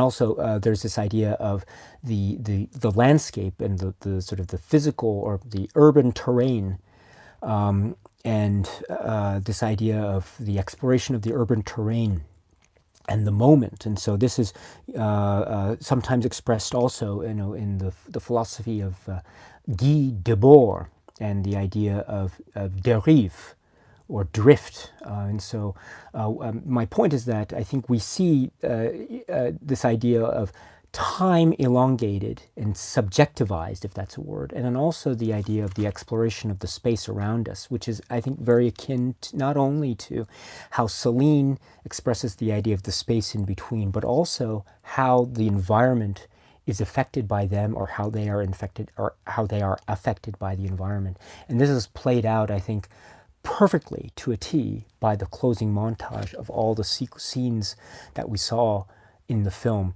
They are slightly out of order, of course, because let me see. I wrote the order down. Here we go. Yes. So the sequence is at the end, the final montage of the scenery or the environments that they were in. But now they are now not populated by Celine and Julie and Celine and Jesse anymore, but by the morning. And so you have the bridge, and then the boat, the cafe boat, and then the table where they sat, which is of course already out of order. And then we have the overpass where they talked about, they're sharing their dreams, and this isn't really this isn't the real world, and tomorrow they're going to wake up and everything will turn into pumpkins. And then it goes into the alleyway, and they're sitting and they're talking about their dreams, and Jesse is talking about, I sometimes dream that I can be a good father and a good husband, but also I think that I want to know that I excelled in something. Remember that scene? They're sitting in the alleyway and say, I want to know that I excelled in something, and perhaps being a father or being a husband might get in the way of that. And I think that's a very significant point.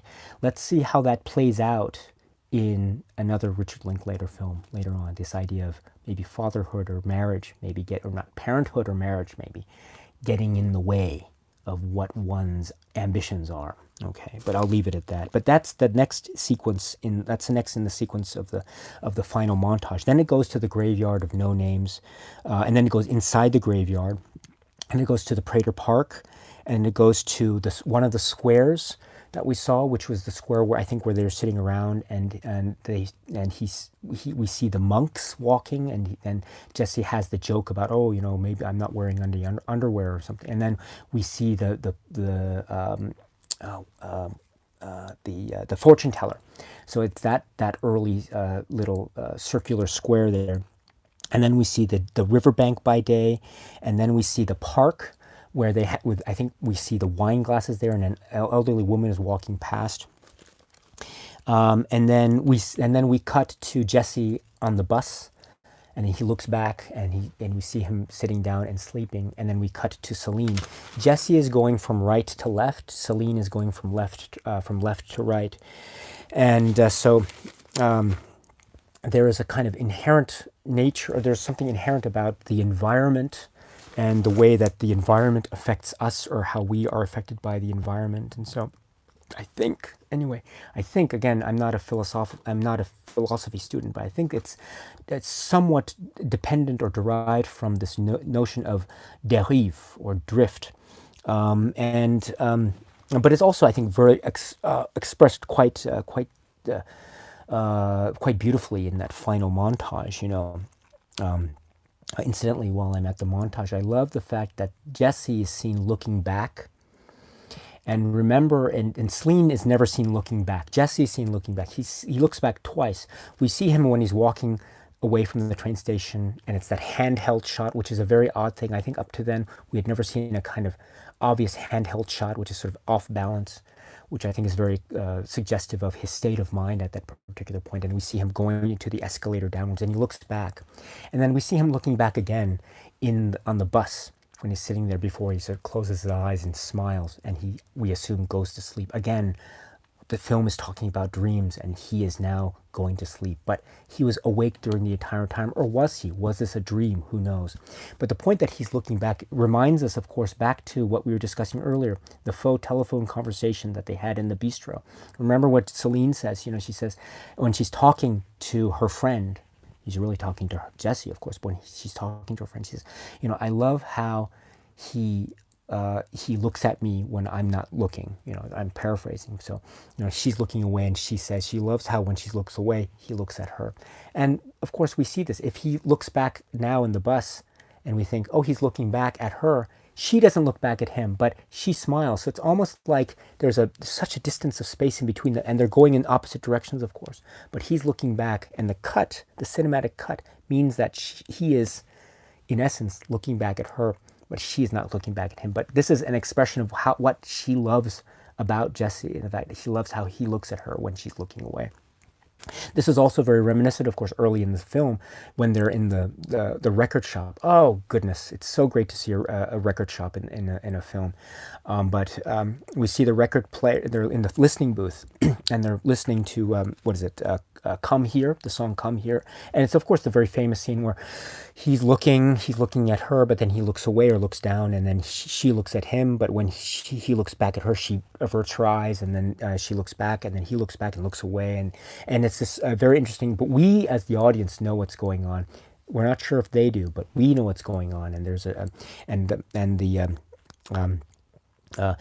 the song, and it cuts to them walking, and then they're going on a tram, and I think they're on the tram on the way to the graveyard of the people with no names, and I think along the way, I think the lyric of the song "Come Here" is like, you don't have to worry, right? Because it's gonna be all right this time. So I think there's already a sense of optimism there, but in their sort of averting and diverting glances, in that act, there's a sort of inherent sense of a joyousness in a sort of new romance, a blossoming romance that's just beginning.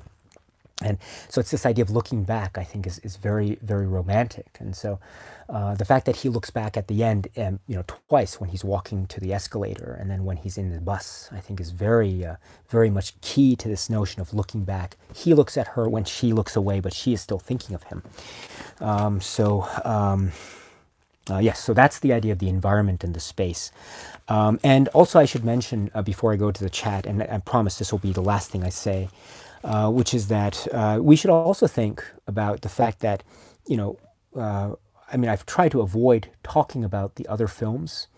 And, there's not just the other films, there's also, actually, I'm not going to say that, but let me say that there are concepts, I think, expressed even in this film, where we have this idea, which I was trying to explain before, this idea of there are so many options available to us, but when there's one option that we choose, all these other options are closed to us. And this is sometimes described as being, Kundera's notion of the unbearable lightness of being. But if we were to talk about it in terms of this film, it's this idea of certain choices are made, and once those choices are made, then that is the fate. And every other avenue is closed off to us. And I think there's something to be said about that in this film in terms of certain choices that Jesse makes, that Celine makes, leading to what ends up being the final part of the film. Excuse me, I'm so sorry. But another thing to keep in mind is this idea of, parallel universes and alternate realities. I know it's not I don't know if a direct reference in the film was made to Borges, but this notion of alternate realities, and this idea of, I think alternate realities is also a possibility, and right, because Jesse says, what would you be doing now in Paris? Right, and I wouldn't be in Paris. I would still be on the train or something like that. And what would you be doing now if you weren't with me? And so there's already this notion of alternate realities. What would you be doing instead of being here with me? I would probably be what did Jesse say? I would probably be at the airport reading some old magazines, crying into a cup of coffee because you didn't get off the train with me, or something like that. So there is an alternate reality that's kind of being expressed simultaneously as the events here unfold. And there's also this notion of maybe we are dreaming this. Maybe this is not real. Maybe we are dreaming this. Maybe, as I said, maybe I'm a 13-year-old boy just doing a dress rehearsal for my life. What does Celine say? Maybe I'm an old woman dreaming I'm a younger woman, or something like that. So there are these notions about parallel universes, and one way of looking at this film, even within the frames of this film itself, is that maybe we are dealing with a story about how there might be this idea of parallel universes. And if we think back, and if we step back and think about, say, our own lives as we lived them up to now, I can think of this. I can think of certain choices that I've made that from that choice, my life drifted off or led off into one direction instead of the other direction. Had I made a different choice, my life would have gone into a completely different direction. So that is, on the one hand, everything else is closed off to me. So if we look at it from the sort of Kunderian point of view, is that a word? But the unbearable lightness of being, right? But at the same time, if we look at it from the other point of view, which is the idea of the possibilities and alternate realities, I can think that maybe had I not made the choice that I made then, or had I made a different choice, I would be, at this moment, what would I be doing now? And this notion of alternate realities and how that fits into not only the idea of fate, not only the idea of our own existences, but basically how we interact with the world. And that's what I was trying to suggest earlier, but I think I was doing it ineloquently. But I was trying to suggest that one of the grand themes of this film is not only one's existence vis-a-vis the other, but also one's existence vis-a-vis oneself. That's what the fortune teller says to Celine. In order to be able to understand other people, you must first reconcile those issues within yourself. And so this idea, I think, of knowing yourself and knowing others, I think leads into this notion of what are the choices that you make that affect yourself and affect others, and how you see yourself. Were there choices in your life that you could see yourself in a different position or a different situation? And I think that goes hand in hand with the idea of how you see yourself, which goes hand in hand with how you see others, which of course goes hand in hand with this idea of existentialism, which in the framework of Celine's space between us, a concept, and the concept of God and the Word, I think also goes hand in hand with the notion of faith in oneself and faith in the characters around you or the people around you. So parallel universes and alternate realities. And let me end here and say that we might see this concept of avenues that have been closed off to us because of the choices that we've made. We might see this concept play itself out in other works. Who knows?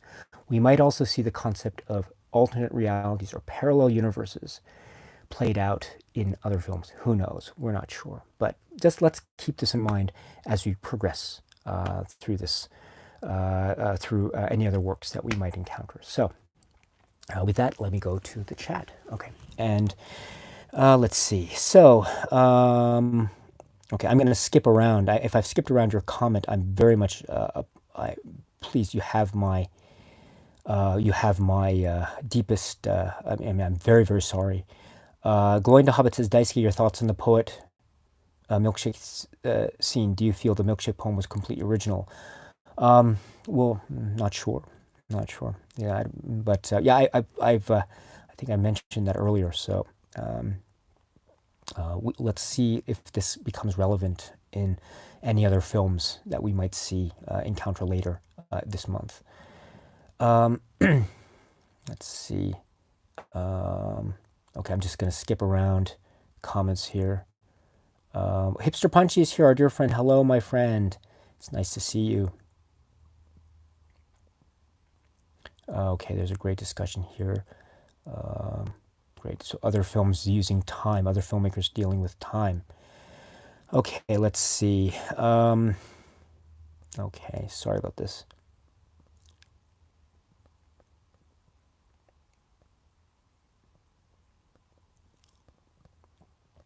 Okay. Okay, I'm sorry. I've done another thing. Okay, here we go. I usually do this. I skip down the. Okay, all right. Okay, I'm just skipping over. Okay, let's see. Philip Cohen is here. Hello, Philip. Excuse me. Iacona 23. I'm so sorry. I have dryness of throat. I really apologize. Excuse me. Excuse me. Excuse me. Sorry about that. So Iacona 23 says, this is a very interesting discussion with Daisuke and the chat members. Thank you all very much. Oh, Che Guevara 9 says, Daisuke, yes, talking about the poet But still, at the end, the word was exchanged for money, kind of like many religions in our world. Oh, that's an interesting point. Very interesting point. And it's not a fixed amount. It's whatever you can donate. So that might be another sort of reflection on the nature of let's call it religious institution. Let me put it that way. Let's see.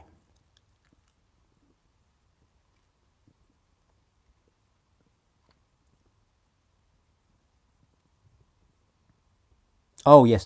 Wolfgrat says, I did enjoy the bit where the passerby hears the story and for a moment turns as if Jesse has a go at him. I was kind of hoping what that might continue. Okay, so, and then Lucas also makes mention of this. I should mention that there are moments where you see like random passers-by. So there's a moment, I'm not sure if this is what you're referring to, but when excuse me, they're talking about, I think it's after the birth dance, they're walking down, and this is also after the story that Jesse talks about in terms of the ex-girlfriend and how, what was it, she was, what was it, catcalled, I think the phrase is, and and that sort of thing. And then she's walking, and then she said, "Oh, F you," or something like that. And then we're walking on the birth dance, and then they're walking down, and then we see in the corner like some guys sitting down. They're kind of looking at what I could assume is probably looking at Celine. I'm not sure, but I think that that could be a kind of mirroring of the story that Jesse was referring to just moments earlier with his ex-girlfriend, about how she was sort of called at. Here there wasn't any calling out, but I could imagine that perhaps one could read this scene to mean maybe that's what those two guys, and I think it was the lower left-hand part of the corner, the lower left-hand corner of the frame. Maybe that's what they were thinking of, who knows. There's also an interesting moment when they're in the park, the amusement park, and they're walking. And there's a moment where they're walking and Celine looks at a couple that walk by, and the couple look kind of sad and they're not holding hands. I always thought, why was she so looking? And she like looks back like that, and it's very noticeable. I don't think Jesse notices it, but and then she asks, she asks about, do you think couples are happy? Do you think that that's possible about relationships and happiness in relationships?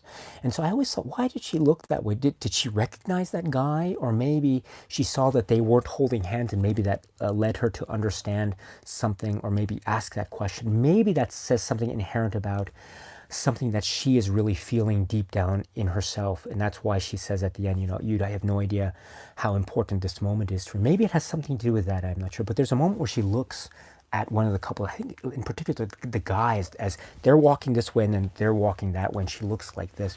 And then it's mirrored also interestingly by another moment.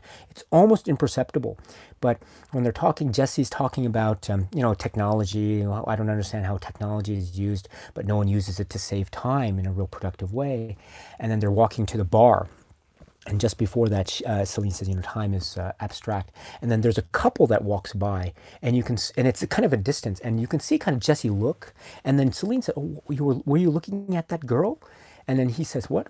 And it's never picked up again. But that's another interesting thing. I don't know if he was really looking at the girl. It was a couple as they were walking past him, but you could kind of tell in the distance maybe he looked.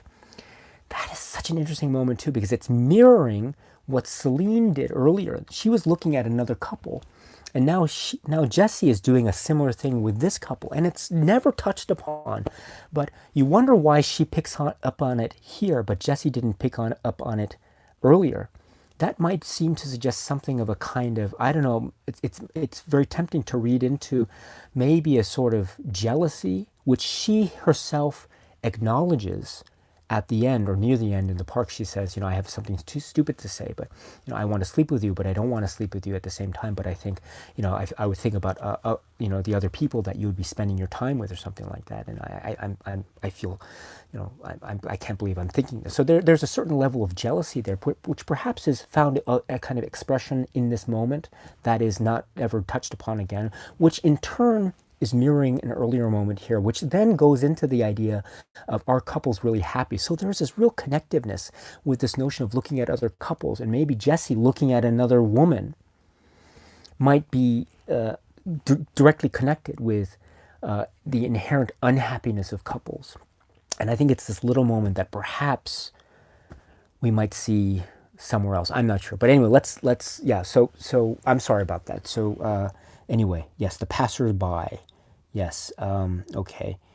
So Raymond says, I love the scene in the record store where Jesse stares at her. Yes, yes. And he wants to kiss her, perhaps. Oh yes, I'm sorry. I, I'm going all over the place, but I would be kicking myself if I didn't mention this. But I was mentioning earlier about communication and this idea of communication, how communication is really, really important, and this idea of how this is often described as being a talky film because there's a lot of talking. But I would actually suggest that no, I mean the conversations are really, really important. So when you go and watch the film again, I hope you watch the film again. But if you go and watch the film again, pay attention to the conversations and how they are going in many different ways. Look especially at where they interrupt each other. I mentioned earlier about how when Celine kind of interrupts Jesse, Jesse kind of takes the initiative and takes advantage of that to change the topic. Also look at moments where they change the topic. I mentioned two examples where there's a little bit of discomfort when Jessie talks about romantic projections when talking about her grandmother, and then later they're talking about, you know, do women want to destroy men or something? And both of them change the topic, they change the subject.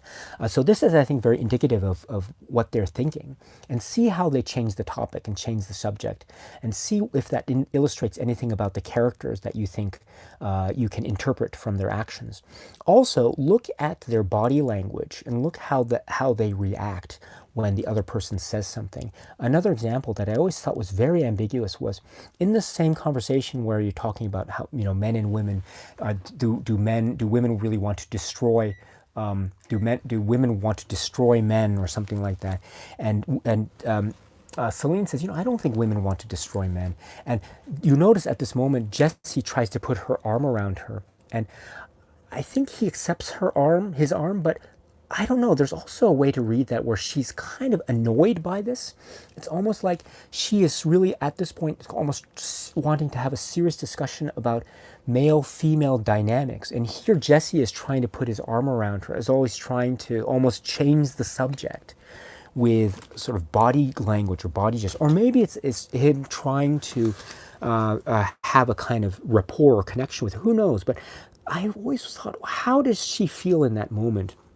It's the same thing. Whenever there's something that Jesse says that might seem to be a bit abrasive, look at how Celine reacts and look at her face. She uses laughter a lot. There's the way that laughter is used, perhaps to try to diffuse what otherwise might be a kind of tension, an underlying tension that's there. So you look at how laughter is used. Look at how body language and facial expressions, the visage, what it registers when certain things are said. And this is also true for Jesse as well. Pay attention also to the conversations, what they are talking about. You know, the notes I think are very, very helpful for me because the conversation contents are very important. As I was trying to suggest, because they represent not only an echoing of things and the structure, but also of the film, but also a sort of embodiment or an expression of certain philosophical ideas that I think are existent in this film that I was trying to suggest earlier. But it's very important also to keep in mind of the conversations, because this is I think it's very great that it is a talky film. It is a film about talking, communication, as I say, the space in between. But also, look at the silences. See how the silences are employed. This is so wonderful, and it's, I think, so perfectly expressed in the, I think, very famous scene between the two of them in the Ferris wheel, where it's the scene in the trailers, right? And she says, "Oh, are you saying that you wanna kiss me?" And what does Jesse do, right? Does he say anything? Does he say, "Oh, yes, I do"? He says, no, he's silent, and he just almost mimes. He's silent. He says, "Ah." What a beautiful twist on the conceit or the motif of communication and talkie film, where at this moment the thing that they can't do is talk. And there are also moments like this as well. You know, I want to tell you a secret. You know, and then he goes in and kisses her, right? This is before the fortune teller. But what is that moment? Is that just a kind of game that he was playing? Maybe he didn't have a secret and he just wanted to kiss her, or maybe it was the kiss that somehow transmitted whatever secret he was feeling. Who knows? Who knows? But the point is that even in moments where words are not used, there's a certain sense of communication that's going on. So silence, or the use of silence, or the use of non-words, I think is very important. So let's take a look at that and look at how that is employed in the film going forward. There is this notion also about how talking with people can also have a negative effect. I think Celine says, I think in a joking way here, or like, I'm not there, but I think in the park she says, I think I decided when I got off the train that I was going to sleep with you, but then we started talking or something. And she jokes about how maybe it was the talking that maybe turned her off to him. But that was a joke, I think. But there's also this idea of how language can be almost a destructive thing to a relationship by virtue of the fact that let's not write to each other afterwards. Let's not try to call each other because that would fizzle out. It would be too depressing. And I think there's this notion here that maybe in a way language and words can also have a destructive effect because it would fizzle out, as they say, but we have to live in the moment. And so look how silences are used when you watch the film. Finally, and this will be my last statement because this is after 2 and I've been at this for about 3 hours, so I admit my stamina is very low now, so I apologize. But finally, let's think about what was I going to say? I was going to say something, and then I just suddenly forgot what I was going to say. Oh, gosh, this happens quite frequently. Oh, yes. Oh, no. Gosh. Oh, yes. Well, I was going to say to try to end, which is that, we should... oh, yes, this is what I was going to say, which is that we have to remember also, and again, I understand that there are other films in the trilogy, and so just as a kind of general discussion of that in the trilogy, in some ways, I would have almost preferred not to have a kind of box set that has the before trilogy on it, because what that does is that it means that we know that there will be other films to come. And that's, I think, no secret. I'm not going to say what happens in these other films, but there are other films to come. And we know that the before trilogy is comprised of 3 films. This is the first of them. So therefore, we have to remember, though, that this was a time before the second film came out. We didn't know, as audience members, we didn't know if this film would be it. So we would have to be playing that game in our heads.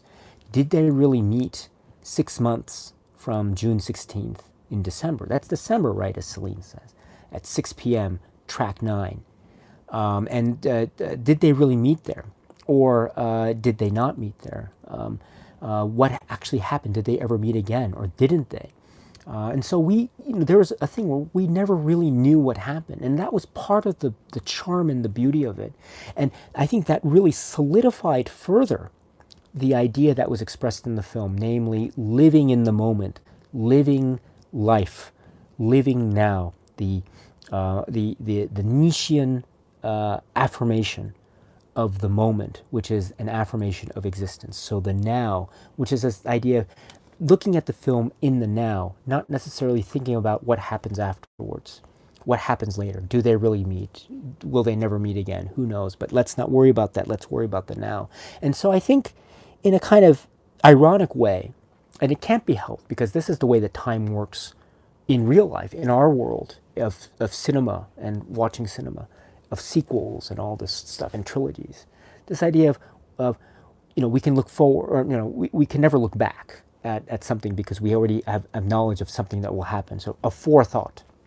And so that is, I think, one of the difficult things about looking at this film. It's almost like and so I would encourage you to try to look at this film in 2 ways, in 2 separate ways. One, of course, as it figures into the trilogy. And of course, I will try to embellish my comments that I just hinted at here as we worked through the trilogy. So I will try to do that as we go through the remainder of this month. So one way to look at this film is as part of this trilogy. And I think the Criterion set, in many ways, does a fantastic job of looking at this as a trilogy. Okay, but what I do want to stress is that there's also such great beauty, and it's a challenge, I know, because we kind of know that other stuff will happen in the future, but it's always important to remember that this film did exist on its own, and for that whatever it was, 9 years at least.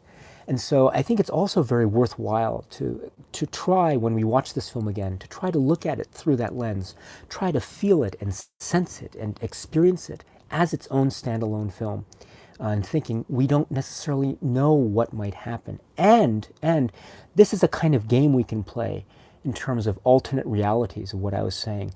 There might be one long continuum that we see in the trilogy, perhaps I'm not sure, and I'll try to talk about that later. Or maybe these are parallel universes, I'm not sure. Maybe this notion of this being a parallel universe might help one to look at this as an individual work. And so if that helps, yes, maybe this is a parallel universe to the rest of the films, who knows. But my point is that there is such great beauty in looking at this film as part of the trilogy, and also great beauty at looking at this film as its own thing. Again, what Celine and Jesse say as their agreement, let's have no delusions, no projections, let's just make this night great.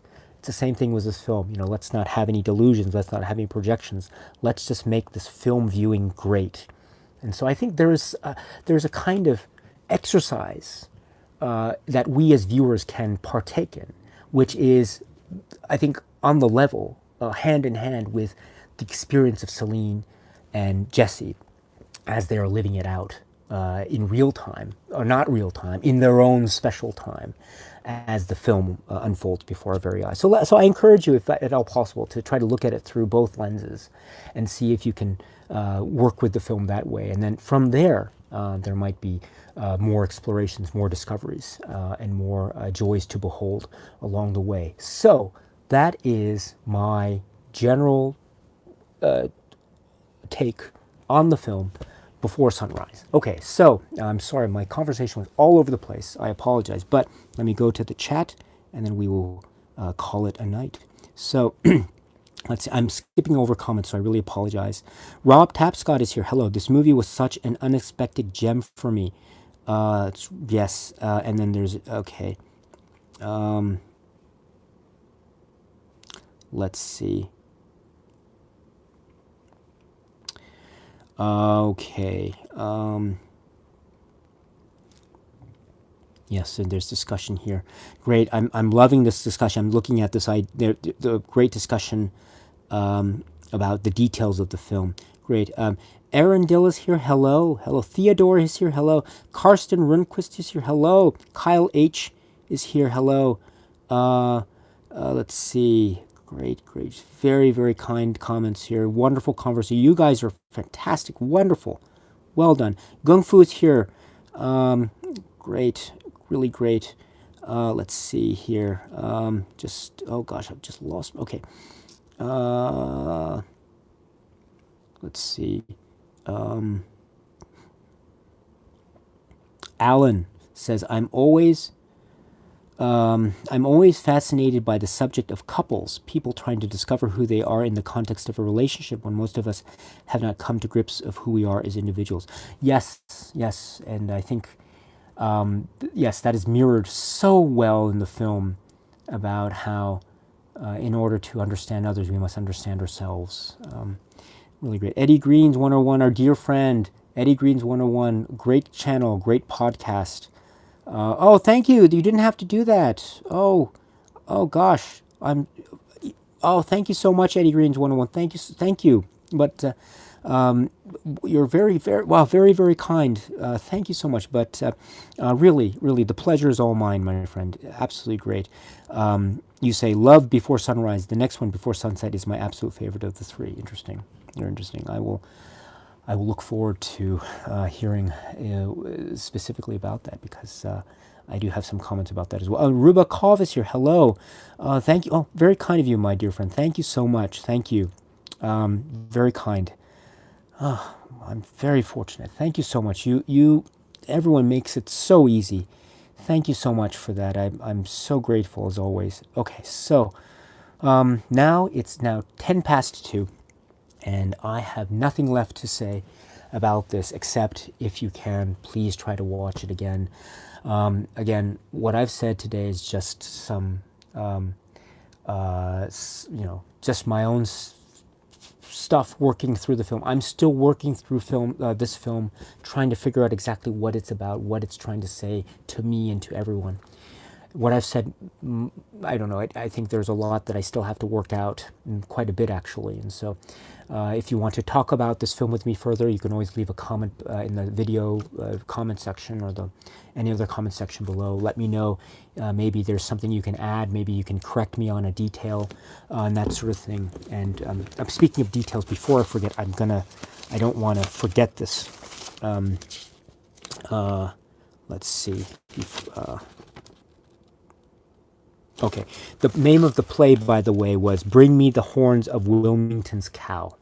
Okay, bring me the horns of Wilmington's Cow. But starting at 21:30, which is 9:30. Okay, but yeah, so I didn't want to forget that because I knew I forgot that early in the stream, so I apologize for forgetting that. Let's see, is there anything else I want to say? The soundtrack is great, by the way. I listen to the soundtrack frequently. It's really wonderful. What's the opening that's used? The overture to, for those of you who know English opera, Dido and Aeneas, I think. Bach is used, of course, a lot, and also other. Let's see, what was I going to say? But anyway, the soundtrack is really wonderful, so check it out if you haven't already. Oh yes, another thing I should say also, just a very minor detail, but I'm gonna. I was so okay. Yeah, so remember how Celine was talking about the psychoanalyst, and saying how it was the recommendation about how if you're depressed or feeling blue, you should look at bright colors. And so when they're playing pinball, Jesse's talking about his girlfriend or ex, and Celine says sort of, you should look at bright colors or something, it'll make you feel better. And he says, did it work for you or something? And I love that because I don't know if this was on purpose or not, but if you know the song that closes out the film,